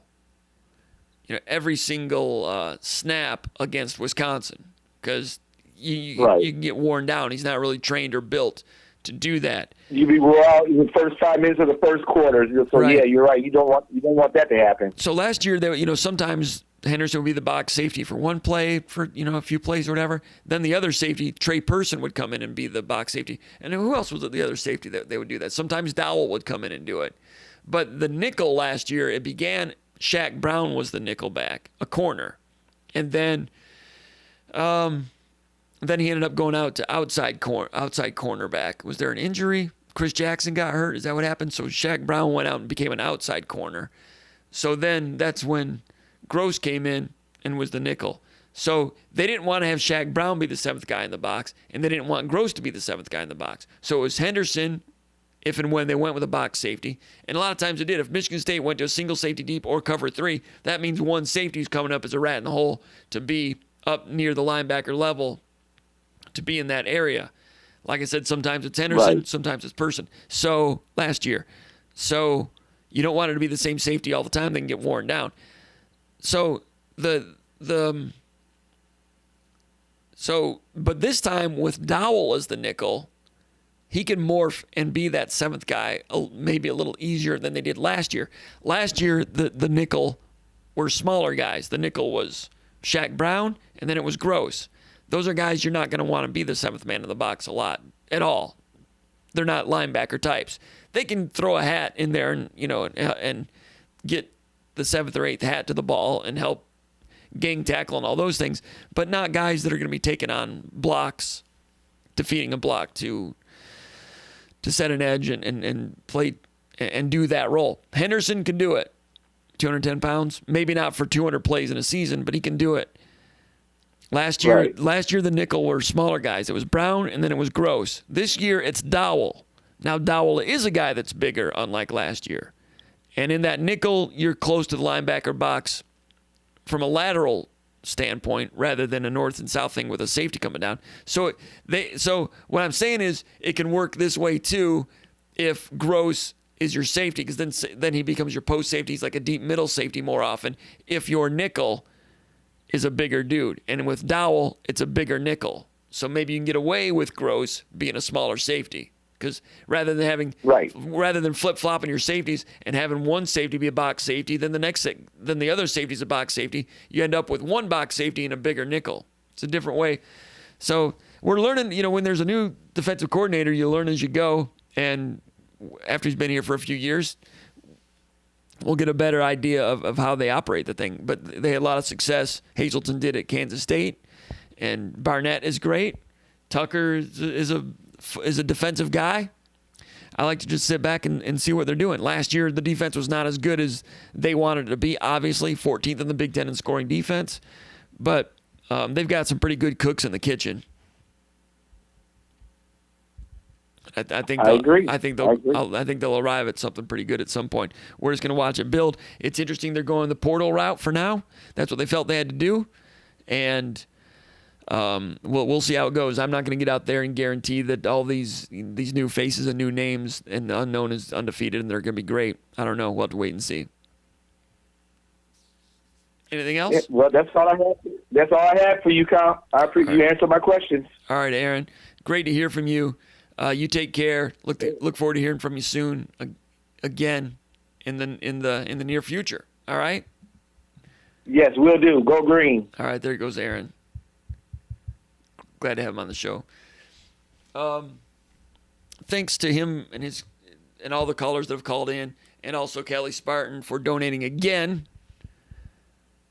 Donating, is that the right word? Sponsorship, personal sponsorship in the tip jar.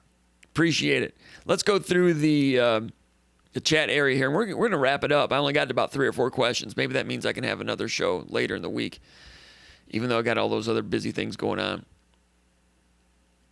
Spartan MD said, I missed the green and white format event yesterday. I understand that. The old green-white game in the draft, that was always real fun to see which players they thought among their teammates, which players the seniors thought were the best players. Sometimes that was really enlightening. And I think the coaches were always curious about that too.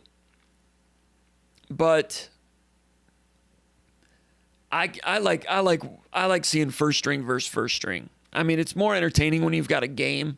But if I'm trying to get an idea of whether the offensive line is any good, I'd like to see the entire starting offensive line against the entire starting defensive line, not half the offensive line. And yesterday there was no Arcuri, there was no Duplain. We didn't know that till we got there. And there was some one string versus first string going on. And to me, that's good. I mean, that you'll get a better idea what's going on. For instance, there have been other years when Michigan State might have a new guy at offensive tackle. This year it could have been Jared Horst. If Michigan State had an established quality pass rusher like Beasley, I mean, Beasley's pretty good.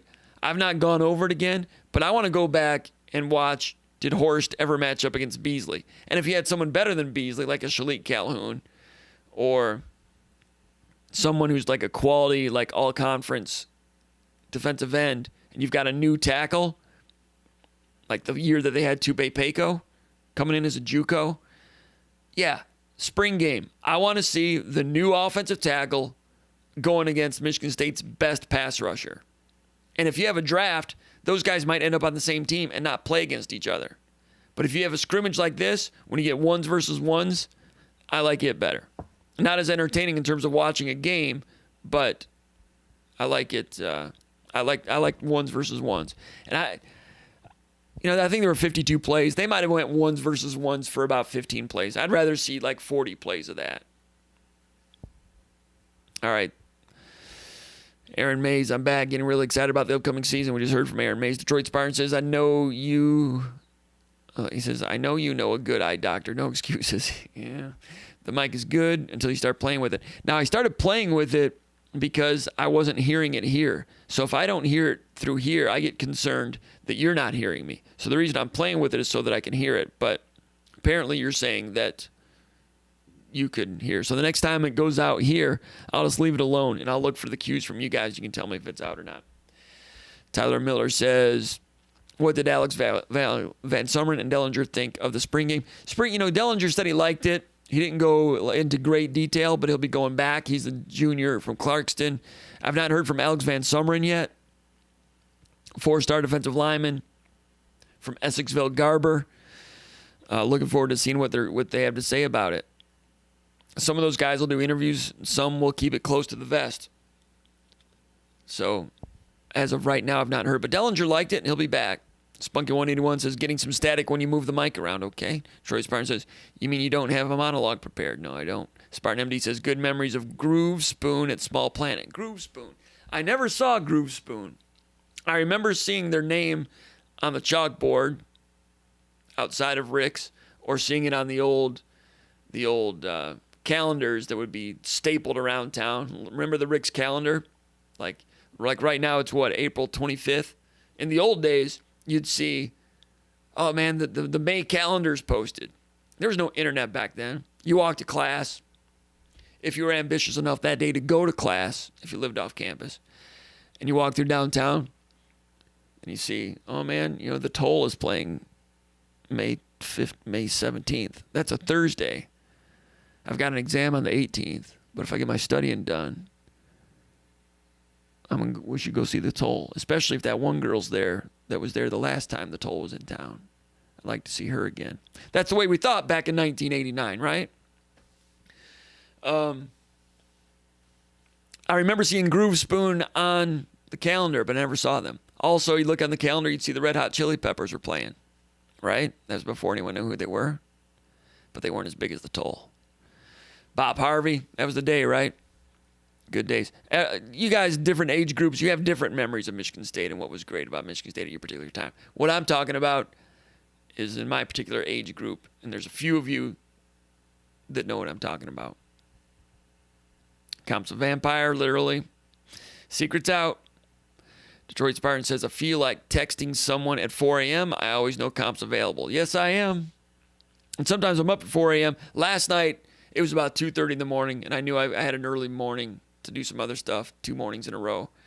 So I kind of went to bed early. I went to bed at no, I didn't. What did I do? I posted the VCast. I think I didn't get to bed till 4. So I'm starting to get to bed at 2. I'm like, oh, good, I'm going to go to bed early tonight. I'll be to bed by 3. But had things to do today. All right, James Bannon says, in the house from Sterling Heights, I hope you got my Facebook messages on Greg Jones. No, I didn't. I don't check my Facebook very often. I'll post stuff on the SpartanMag.com Facebook, but I don't go to my personal Facebook. I don't go there very often. I'll have to go check it out. I'm not aware of anything there with Greg Jones. Tom Kelly with the super chat. Mel Tucker, 2021 Big Ten Coach of the Year. Boom, he said it. Kelly's got it. He said it. Is that a prediction? If they have a big year, he'd be in the running for it. Old Tuck from Austin, Texas. From what you saw last night, what percentage of the time does Hazleton use 3 linebackers? They didn't do it last year. I mean, they did it last year, like inside the 10-yard line, so less than 5%, I think. Brian Schultz says, when will we see Ricky White return to the field? I don't think we will. I don't think we will. Spunky181 says, I hope we have a year like that, Tom. Meaning that would mean Tucker would be the guy. Well, White, I'm not going to say never. I'm going to say that one is going to be tight and tough, and depending on what's going on, that one's on hold a little bit. Detroit Spartan says, stop playing with the mic, Comp. All good now, though. I know. I explained why I was doing that, but now I know not to do that and just let it go. All right.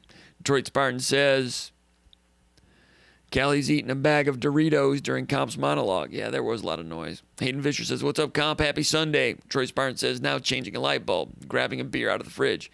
Yeah, that's why you said you apologized about the noise. Yeah, Callie Spartan. There was a lot of noise. Let's try not to do that again. It's all right. Be careful with the fine china, like Tom Kelly says. Or tapping a keg or something. Noah, there's Noah. Good to have Noah on the team. Good guy, great future. Team player, and he's got a flair for this content stuff. He's good at it. Cameron Trigg says, I think Thorne should start. Aaron May says, is the talent pool better out of state than in state for Michigan State? The talent pool. Well, I mean, there's more talent out of the state of Michigan than there is in it for recruiting. Cam Fisher says, come on, Callie, mute that mic. He's getting a lot of heat from the gallery. Okay. Hayden Fisher, bang, boom. James with the heater. James Bannon, yes, thank you. Tyler Miller says, don't know if you guys heard that Jake Olson, the kicker, entered the portal. Yeah, we talked about that earlier. Surprise. But like I said earlier, if you're just joining us, Michigan State was recruiting walk-on recruits. And I don't know about transfers, but going after one or two preferred walk-on kickers. And I'm like, man, why are they really going after preferred walk-ons? They've got Olson. But maybe the coaches just weren't sold on Olson and they're ready to move on. Cameron Trigg says, what are some players that stood out to you in the spring game? Noah asked that, and I went over some of those already. Jaden Reed, I think, looks real good. I thought Thorne looked good. Russo was okay, but Russo's got work to do. Noah Kim was better than I thought. Parks Gissinger was better than I thought. I'm not saying he's great, but he looked functional. Blocked pretty good. Made a couple catches, serviceable. This is a guy that didn't play his first 2 years. Got on the field in the Pinstripe Bowl because of all the injuries. And then last year didn't play at all. Must have had an injury. Maybe, I don't know what was going on. But when he was not dressing for any game, I'm like, well, Gissinger is just, he's not going to last here, I don't think. And then, boom, he's still on the team in the spring. He started showing up in some of the video releases, the spring football releases that we've seen. There's number 81, getting involved. We saw him in the green-white game yesterday. He was functional. I got to go back over it again to zero in on it, but I saw him block well a couple of times. I'm not saying he's great, but I'm saying he surprised me. I think he's a playing group guy. Cameron Trigg says chances with Dylan Tatum. I don't think it's good. It can't be good. I wouldn't think, but as soon as I arrive at that conclusion, he goes through the process, the pain to get online and get digital tickets and go to the green-white game. His high school coach is now DB's coach at Michigan, Ronald Bellamy. And when that happens, I'm like, man, game, set, match. I mean, prior to that, Michigan State had a really good chance at him. I think Michigan State was going to get him. And I don't think he was enamored with the University of Michigan. But then that was a game changer.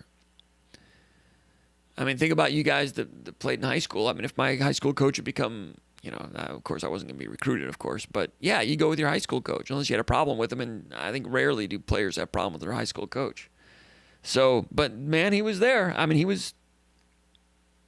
went through the trouble to attend.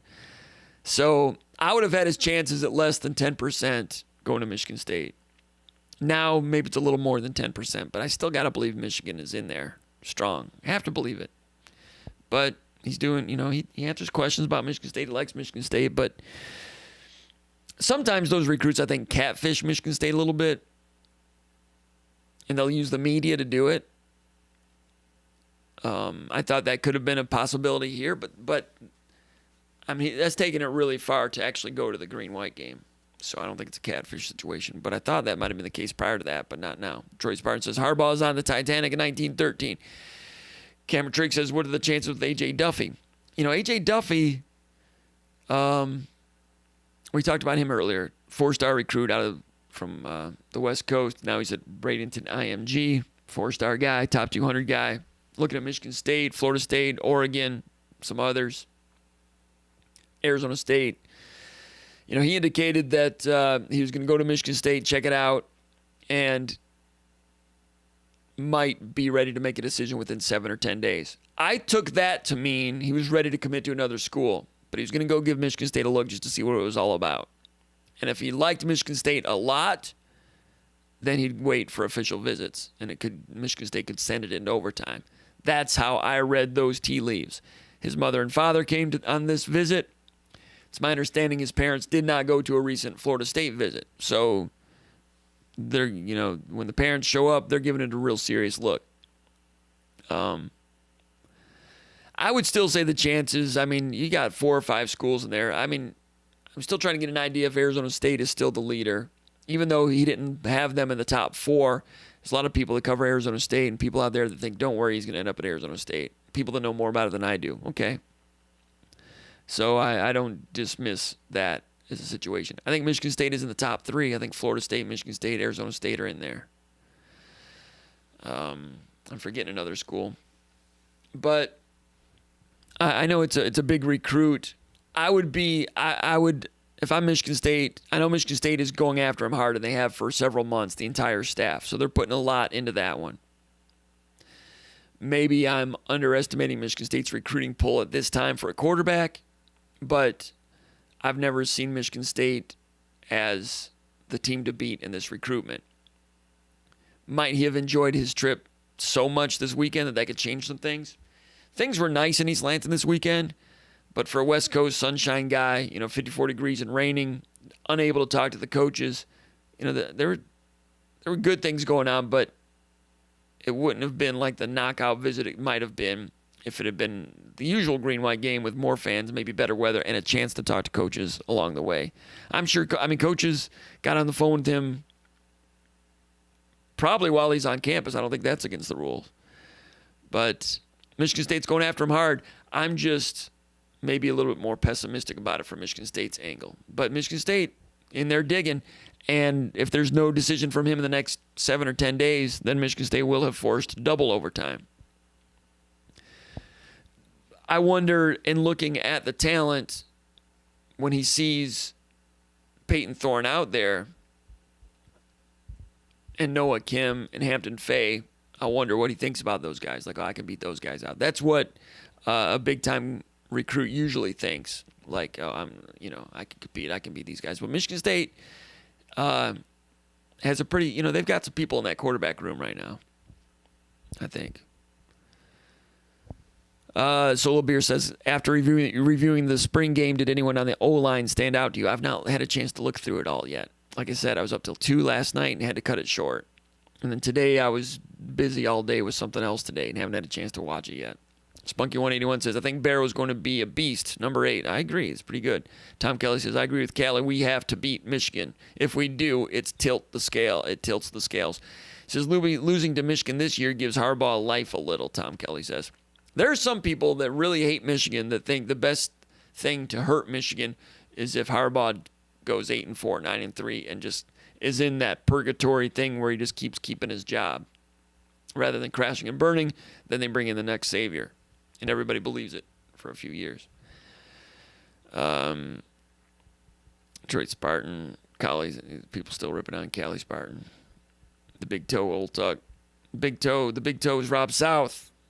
Showing up late. Spunky81, I think with Coach Tuck, pro approach to the game that will not talk badly about any other coach or program. I think I read that one wrong. Aaron May says MSU does not have to beat the brakes off of Michigan. However, if they soundly beat them like 24-13 or something, that would be good enough to sound the alarm for Harbaugh to go. I agree with that. Detroit Spartan. Okay, my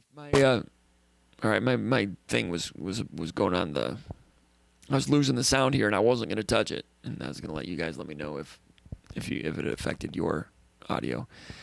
All right, Spunky 181. Need to find a way to mute the callers while you are talking. That's a concept. Hayden Fisher says, give Cop a thumbs up and a sub. Appreciate that. Give us a thumbs up and subscribe to the channel here. And go become a Spartan Magger too. Subscribe. And if you're not a Spartan Magger, go on over there. You can get it for free for a month. Test drive it. Detroit Spartan says, if Dino could have hit Harbaugh in the face and gotten away with it, he would have. I think you're right. Spunky181 says, I think it's all business with Coach Tuck. Exactly. Detroit Spartan says, laughing out loud. Rob South says, that's why I feel like Coach Mel Tucker won't be here long, unfortunately. I'm talking about the pro stuff. Yeah, if he has a big, I don't know. I mean, that's debatable. I do think that Mel Tucker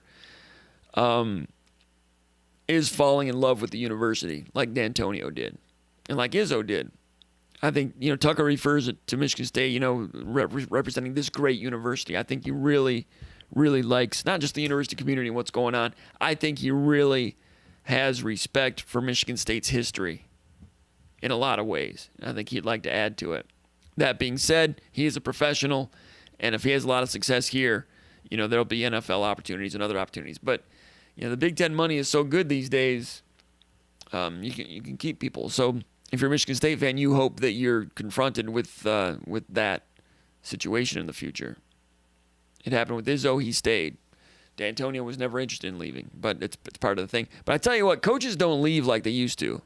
They might leave if they feel like, that they're not totally appreciated and they want to stay one step ahead of the posse, like when Dana Holgerson left West Virginia to go to Houston. Houston offered some money, but I think he was worried that one bad season and he'd be gone in West Virginia. So I don't think like when Saban left Michigan State to go to LSU. I don't think he went there because he wanted some place where he could have autonomy. But the money, in the Big Ten network, like Tom Allen at Indiana, he's going to stay there and be well compensated. Braum had the one good year at Purdue. Louisville tried to bring him into his alma mater. I think it's harder to get coaches to leave than in the old days. Tom Kelly says, at Rob South, I kind of disagree. I think he will stay. Let's make him fall in love with the place. And that gets back to what I was just saying, kind of. Any news on White? No news that's putting out there right now. Did Mangum make it? Yes. Mangum was on campus with his dad, and I'll be talking to his dad about it here sometime this week. I think they liked it. I think that Mel Tucker resonated with them with the phone call he had with Mangum's mother and father last week. And Tucker's done this twice. Did it with Kevin Thomas, too, the wide receiver, 4-star wide receiver from Philadelphia. This is a new one. I've never heard this before, but this is Mel Tucker. He called the recruit, said, Kevin, hey, hope you're doing great, but I'm not talking to you tonight. I'm going to talk to your mom and your dad. You're going to leave us alone. You're out of the phone conversation, whether it be Zoom or whatever. I've never heard of a coach doing that. So I think it was Zoom, FaceTime, might have just been a phone call. I'm not sure. But Mel Tucker with Kevin Thomas Sr. and Kevin Thomas's mother, Annette, spoke with both of them, had a conversation. Kevin Thomas Jr., the 4-star receiver, said that his dad really thought that was great. So Tucker going straight to the parents. Junior, you're out for now. You're not in this conversation. That's new. Makes perfect sense. But that's if you're recruiting against Mel Tucker, do you call up that recruit and then try to have your own? Just or is that you're taking someone else's bit, someone else's shtick, and it's not a bit or a shtick. It was real communication. I don't know what was said, but he did the same thing with the Mangums, and I think it worked. Mel Tucker is a good coach, 12 years in the NFL coordinator. national championship as defensive backs coach, all that stuff. Been a part of 2 national championship programs, almost a third at Georgia. He knows his football. We know that. He's also a salesperson. He's also a forward thinker. He also adapts and utilizes technology to its fullest extent as far as the funding can go at Michigan State. And that type of communication with the parents, I've never heard of that. So I think that resonated with the Manghams. Mangham is a good prospect, 4-star out of Birmingham Groves. Detroit Spartan says, right now we're just hoping that White doesn't end up on ESPN and not for SportsCenter highlights. Detroit Spartan says, Callie's got his kitchen renovation.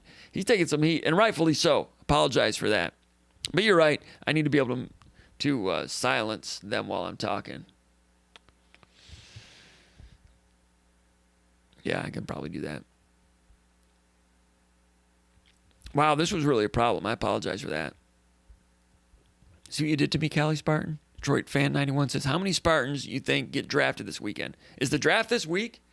They've only been talking about it every single day on ESPN for 2 months. Not that I watch ESPN, but I hear Stout complaining about it.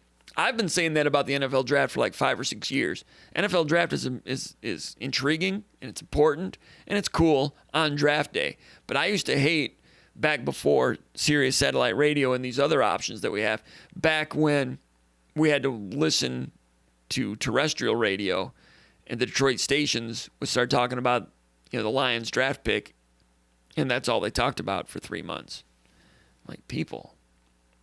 And then they start talking about, well, should they draft Joey Harrington? Or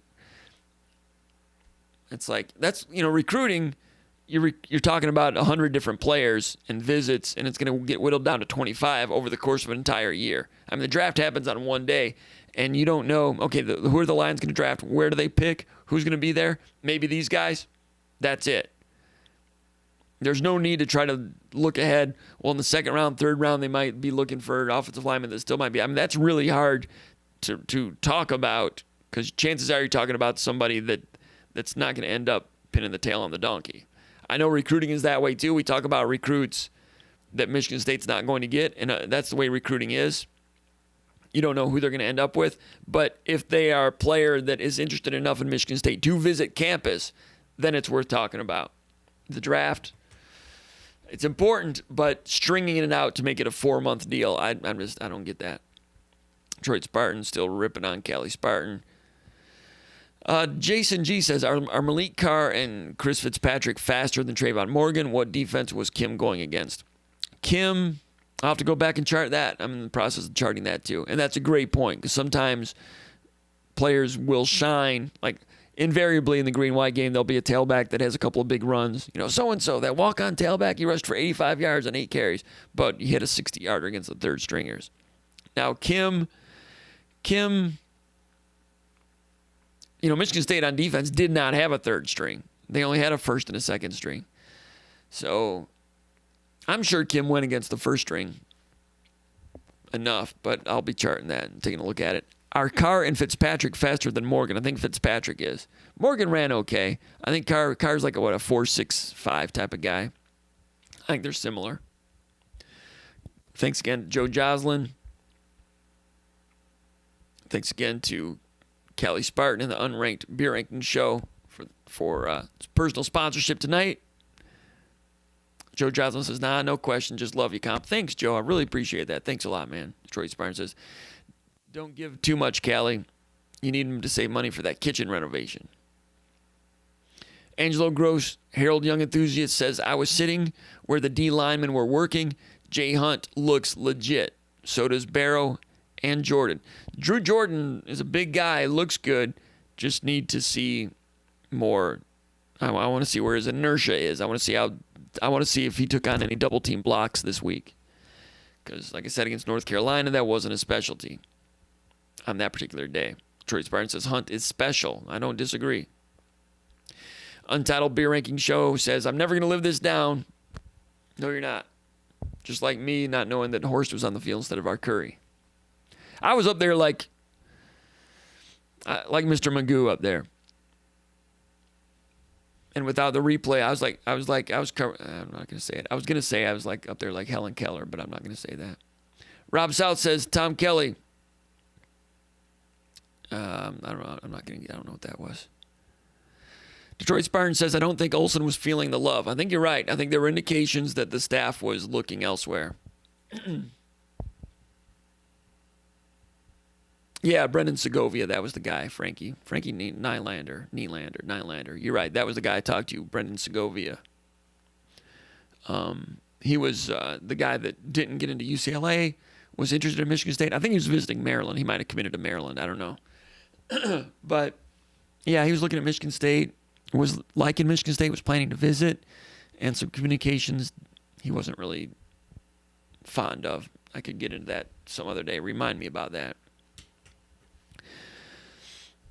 Olsen dressed. Okay, Angelo Gross, Herald Young Enthusiast, said that Olsen was out there. Wow. So he dressed and then entered the portal the next day. Interesting.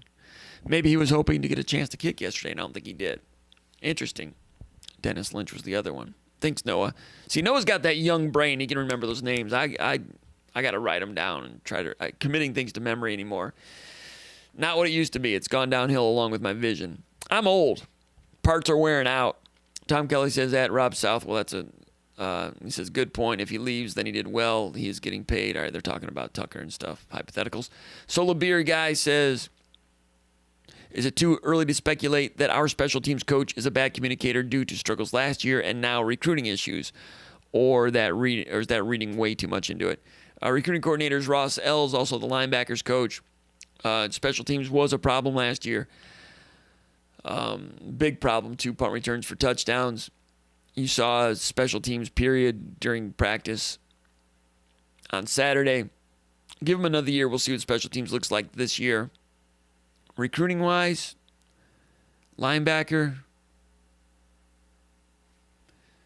See here, this is another case where like Noah would know like right away who the linebacker commitments were, right? But I got to look them up just to refresh my memory. There was the kid. Well, there was Ma Nateote, and there was the Pepper kid who's coming in as a long snapper. Oh, and then Carson Castile. I didn't have to look it up. The guy from Alabama.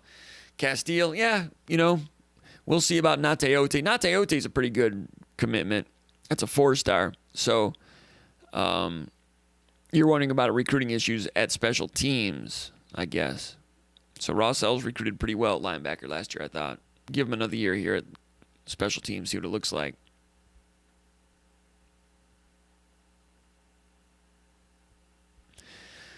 Tyler Miller, work on that for us. Says his cousin's wife has friends with the parents of Olsen, and we'll find out from my cousin. Okay, that's what we like.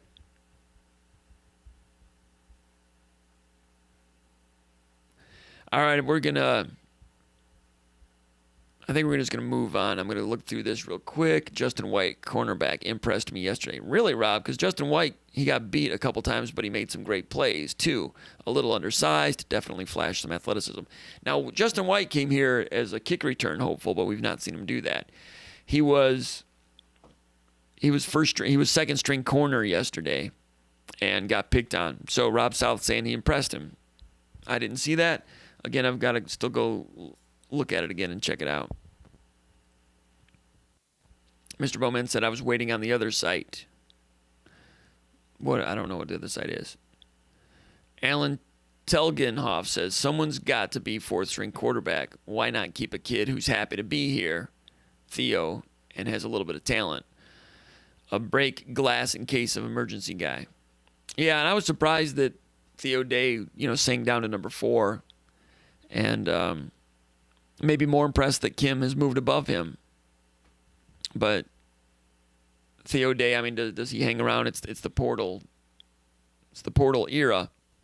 Does he look to go to a MAC school? Does he want to? Probably not. He's still here now. You guys have all been to Michigan State. It's a great place, right? Even though in the last year it's not been the actual Michigan State, because no place has been the actual anything because of the year we had. But I wish him best, But I could see him looking for greener pastures. That's the way quarterback is. You recruit 4 and 2 of them stay. That's just the way it is. Maybe one of them stay. I think we're about done. Let me see here. Yeah, Death Taxes Comp fighting his microphone. My bad. Joey Law-Nicky says, roughly what percentage of the Week 1 roster do you think was on the field for the spring game? All right, I just lost. I can't hear through the microphone now. I'm going to assume that the microphone is still working. Usually when this happens, that's when I mess with the microphone to get the short, to fix the short. You guys don't care. It's all right. I think I just realized that the short is not with the microphone. It's over here. So that answers my question. What percentage of the Week 1 roster do you think was on the field for the spring game? Week 1 roster. All right, Week 1 roster, you've got recruits coming in. There's going to be about 20 of those that'll be on the roster. Do you mean the dress list or the roster? So 22 recruits, and you've got another, 7 or 8 transfers coming in. So you're talking 28 different people that were not there. But that's the way the spring game usually is, because the spring game, you don't have last year's seniors usually, and you don't have next year's freshmen. So you're playing the spring game with 3 classes. Does that make sense? So the next year you'll have a freshman class coming in. So the spring game always inherently is only going to be 70% of your roster most years anyway. This year, it was less because there's going to be more transfers. 45% at most, says Spunky.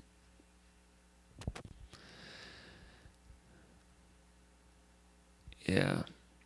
Mr. Bowman says, Comp, I was listening to the game and they said they were very short on linebackers and corner. Any help on the way? Yeah, we cover that stuff pretty closely at SpartanMag.com over the Underground Bunker message board. I think, Mr. Boneman, I think that you're on... I recognize your name here quite frequently. I think you're a Spartan Magger, are you not? If you are a Spartan Magger, you should be well aware of the transfer list. Most serious Michigan State fans are aware of them. Linebackers, Michigan State's got Ben Van Sumeren transferring in from Michigan. Burly type of guy. Going to be good in the red zone at the least. And Tank Brown is an outside linebacker from Minnesota. I have to wait and see what he's going to be. 4-star guy. Athletic, for whatever reason, didn't stick at Minnesota. Have to wait and see with him. And then they're going after Quavaris Crouch, former 4-star recruit, starter at Tennessee, can be an inside linebacker. So he was at the Green-White game. A lot of indications that he's somewhat of a silent commitment to Michigan State. I anticipate him committing to Michigan State and arriving in mid-May. He's not going to do a hat dance. He's not going to do a Twitter, I'm committed. He's just going to show up. Just like yesterday, he just showed up. So linebacker help on the way. Those 3 transfers. And I think Van Sumeren and Crouch are going to be at least, they're going to be, playing group guys at the least. Probably 1 starter from those 2. And it'll help with the depth a lot. Corner, they got Chester Kimbrough coming in from Florida. Played a little bit for the Gators. A very good defensive backfield there. Kari Crump from Arizona didn't play much at Arizona. Marquis Lowry from Louisville. Those 3 corners are on the way in. They already have Kendall Brooks, a defensive back safety from North Greenville University. Looked pretty good yesterday. And the other guy who came in from Wheaton, I think he's a walk-on. He didn't play yesterday. And, I've heard that he's had a little trouble making the transition.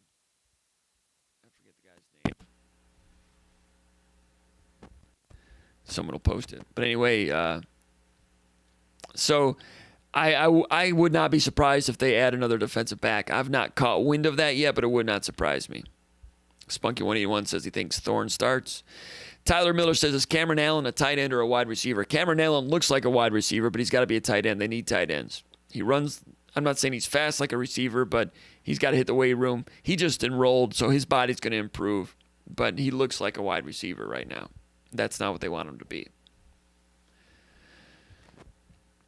Detroit Spartan says, we need Brantley to help right now, in my opinion. It's true, but like Bill Miller used to say, the venerable coordinator from 1999 and 2000 and 2001, when you start relying on true freshmen, you are whistling through a graveyard. As good as Brantley is, and I think he's an excellent prospect, if you're penciling him in to be your starting corner, it means your roster is not healthy. It's not a championship roster, and that's the case. Gordon Tanona with an ethnic slur about Piotrowski and Kielbasa. Is that a slur? Sometimes I'm not sure. Probably is. Detroit Spartan says, you mean he's not the next Reggie White? No. Talking about Fletcher, I think. I like Fletcher, though. So does Detroit Spartan. All right, I'm going to... Eaglin continued to hear good things about him, Detroit Spartan says. I do, too. Solid running back. Elijah looked good. All right, Detroit Spartan inbox me about something. Noah says, Dana went to the high school I graduated from. Good athlete. I agree. I mean, anybody, if you're a walk-on and you're playing corner for a Big Ten school, even if you are a walk-on and you're second string in the spring, even if you are destined to become a third or fourth stringer, hey, anyone that can just get out there and line up at corner at a Big Ten school, no doubt, good athlete, no doubt. Yes, Kalen Gervin was out there. I was able to see that with my Spidey vision. Spidey didn't have great vision, did he? What do you have? Spidey sense? I could use some of that too. A little low on it.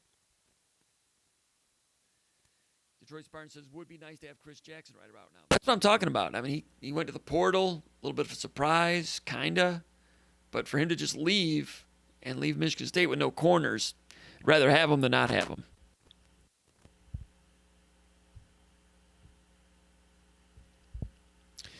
Jacob Terry talking about AJ Duffy. The quarterback says he could wait to see what Jalen Daniels does. I mean, Jalen Daniels, yeah, Jane Daniels, the the quarterback at Arizona State. Troy Spartan says, don't hate comp. I played strong safety at 5'10", 200 pounds. So did Isaiah Lewis. 5'10", 200. 200 is good size for a safety. Rob South says, I noticed Hamp Fay has some zip on the ball yesterday.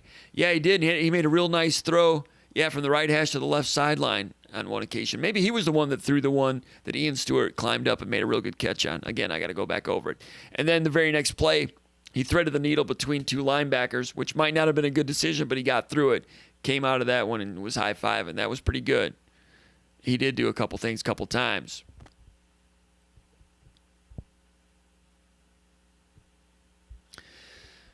All right.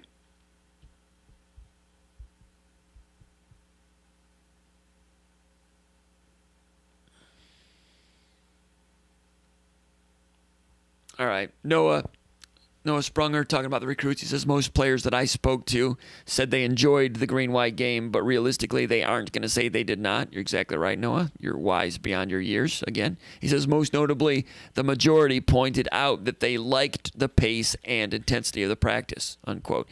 I can see that.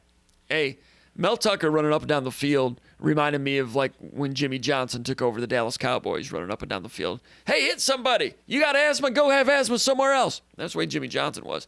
Now, Jimmy Johnson was less diplomatic than Mel Tucker's going to be, but that was tempo. I'd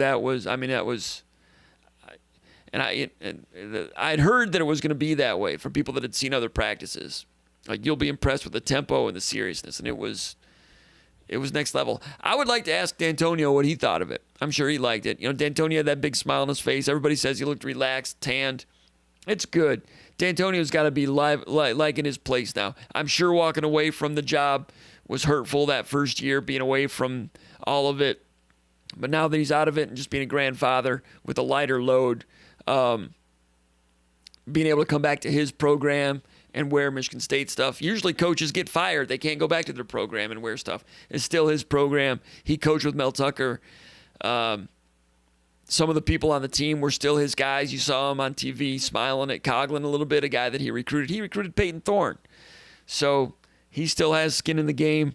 He's not – it's got to be that's an ideal retirement, to be able to come back to campus and everybody loves to see you. And it's your guys. I mean, it's ideal, and he deserves it. He deserves it. It's awesome. Noah says, Jim is talking about me right now. I love the NFL draft. Wow. I mean, I can't. When people talk about, like, the mock drafts saying stuff like, hey, so-and-so's moving up in the mock draft. That's just fairy tale stuff. And I know recruiting coverage is involved in fairy tale a little bit also to an extent. But a mock draft is designed to get clicks. And if someone puts up a mock draft in January and never changes it, it's not going to get any clicks. So a mock draft for whatever publication you're talking about, they have to change it in order to get you to check back in on it. So remember that. Also, one of my favorite ones is, man, I hear the 49ers really like Shaq Brown. You start hearing that on talk shows. No, well, not, I don't know, some of those talk shows that used to say that don't exist anymore. But, yeah, I don't know. I hear that, I hear the Cowboys like Antoine Simmons. That's what I'm hearing. You wouldn't hear that. If the Cowboys like Antoine Simmons, they ain't going to tell anybody, much less you. I'm not talking to you, no. I'm talking about people that say those things on talk shows. So it's a lot of mock draft and talk about stuff that doesn't really exist, because if a general manager likes somebody, they're not going to tell anybody. Whereas recruiting, there's some truthfulness in it because the recruit is on campus. You can tell that AJ Duffy is interested in Michigan State. And if he does an interview and he says what he liked about Michigan State, that's tangible. Because he's trying to decide between 4 different colleges or 5. Whereas in the draft, everybody's quiet about it because they don't want you to know who they like. The recruit will tell you who he likes.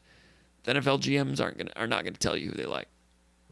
So it's important, but all the talk, especially all the talk that centers around 3 quarterbacks for 4 months. I don't know. I just don't know how people can talk about the same 2 or 3. So now,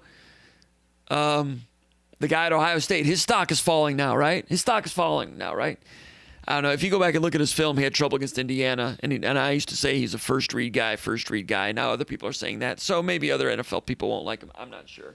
But what's there to talk about? We don't know until the selections are done. I don't know. I don't get it. I understand it's important. It's a very difficult thing to cover. So I don't envy the people that cover the NFL that have to cover that because it's a difficult thing. Noah says, I used to wake up and watch SportsCenter every morning before school. ESPN has gone so far downhill since those days. It has. I'm glad you said it. I don't watch, I think Van Pelt's okay, but yeah, that's why, I don't know. All right. Enough about that. But yeah, ESPN, how could they? It really has. And they're trying to save it somehow, but they just can't get out of their own way. They're in a funk. Noah says, interestingly enough, Crouch's high school mentioned Lowry by name when I spoke with him about competitors and players who have success. That is interesting. That Crouch's high school coach was aware of Lowry, who went to Louisville. All right. Spencer Rowland is the walk-on. Thank you. From Wheaton College. Rob South says, I agree, Comp. These local radio stations are unbearable to listen to. Now a certain host gets on at 2 p.m. and tells you what to do as far as vaccinations. Great radio. Palm to face. I'm not aware of that, but I hear you. Local radio's a tough thing. They're doing really well in Detroit. Valeni and those guys are, and they're well-deserved. But it's a tough racket, local radio, for the future, because Sirius, satellite, and on-demand stuff is, people can just dial in what their specific favorite is. Whereas 10 years ago, if I'm in the car listening and I want to listen to a sports talk show and they're talking about the draft, I've got no choice. I have to listen to that garbage. Now you don't have to listen to it. So it's tough to get the big audiences, but there's a lot of good people doing good work out there in radio and having success with it. So I'm not making a broad brush saying I hate all of it by any means. And I know it's very difficult. It's a difficult job to get the ratings up because you're all about the ratings. So there's people out there that probably would like to talk about Michigan State's backup quarterback on their show, but they have to do other stuff because you got to keep the ratings up, because that would be a ratings dump. That's why we've got our little niche audience right here doing this, because I know you guys are sick of hearing me talk about the draft. Let's move on. My bad.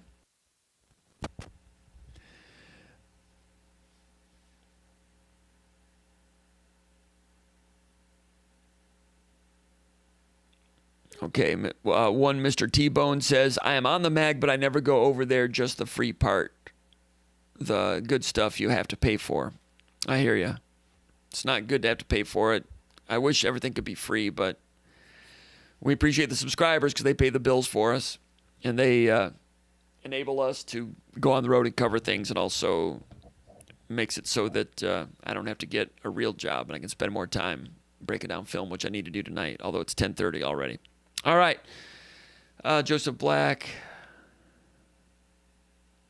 Joseph Black wants a shout out because he's a kicker. All right, Joseph Black. Joseph Black. Hey, keep working, Joseph Black. Keep doing what you're doing. You got a shot. He's a good kicker.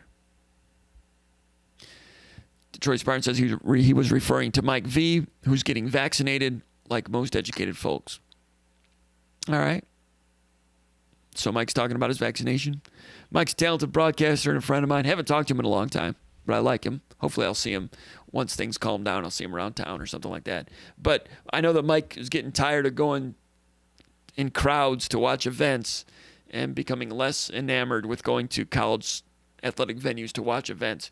In other words, Valenti's getting old like me. But I used to see him around. I haven't seen him in a while. I got to check in with him. I like Mike. Don't always agree with him, but he's a talented broadcaster, and I'm glad he's doing well. Mitchell Hayes says, do you think we have an actual shot at Duffy? Got to think it's between us, ASU, and FSU. I'm doubtful, but I hope I'm wrong. I think you're exactly right, Mitchell Hayes. I don't think Michigan State's a favorite unless they knocked his socks off this week to maybe entice him to come back for an official visit, which would be a lot better than it was this past weekend. But in order to do that, Michigan State's going to have to force double overtime with Duffy. That's where I think Michigan State is in that recruitment. I think he wanted to come check it out just to see it before he chose against it, which is a different type of thing. But we'll have to wait and see. Anyway, all done. Appreciate all the contributions. Appreciate the personal sponsorships. Appreciate the Spartan Maggers who subscribe to SpartanMag.com. Appreciate the people that come here and watch the show and hit the subscribe button and give us a thumbs up. Appreciate all the support.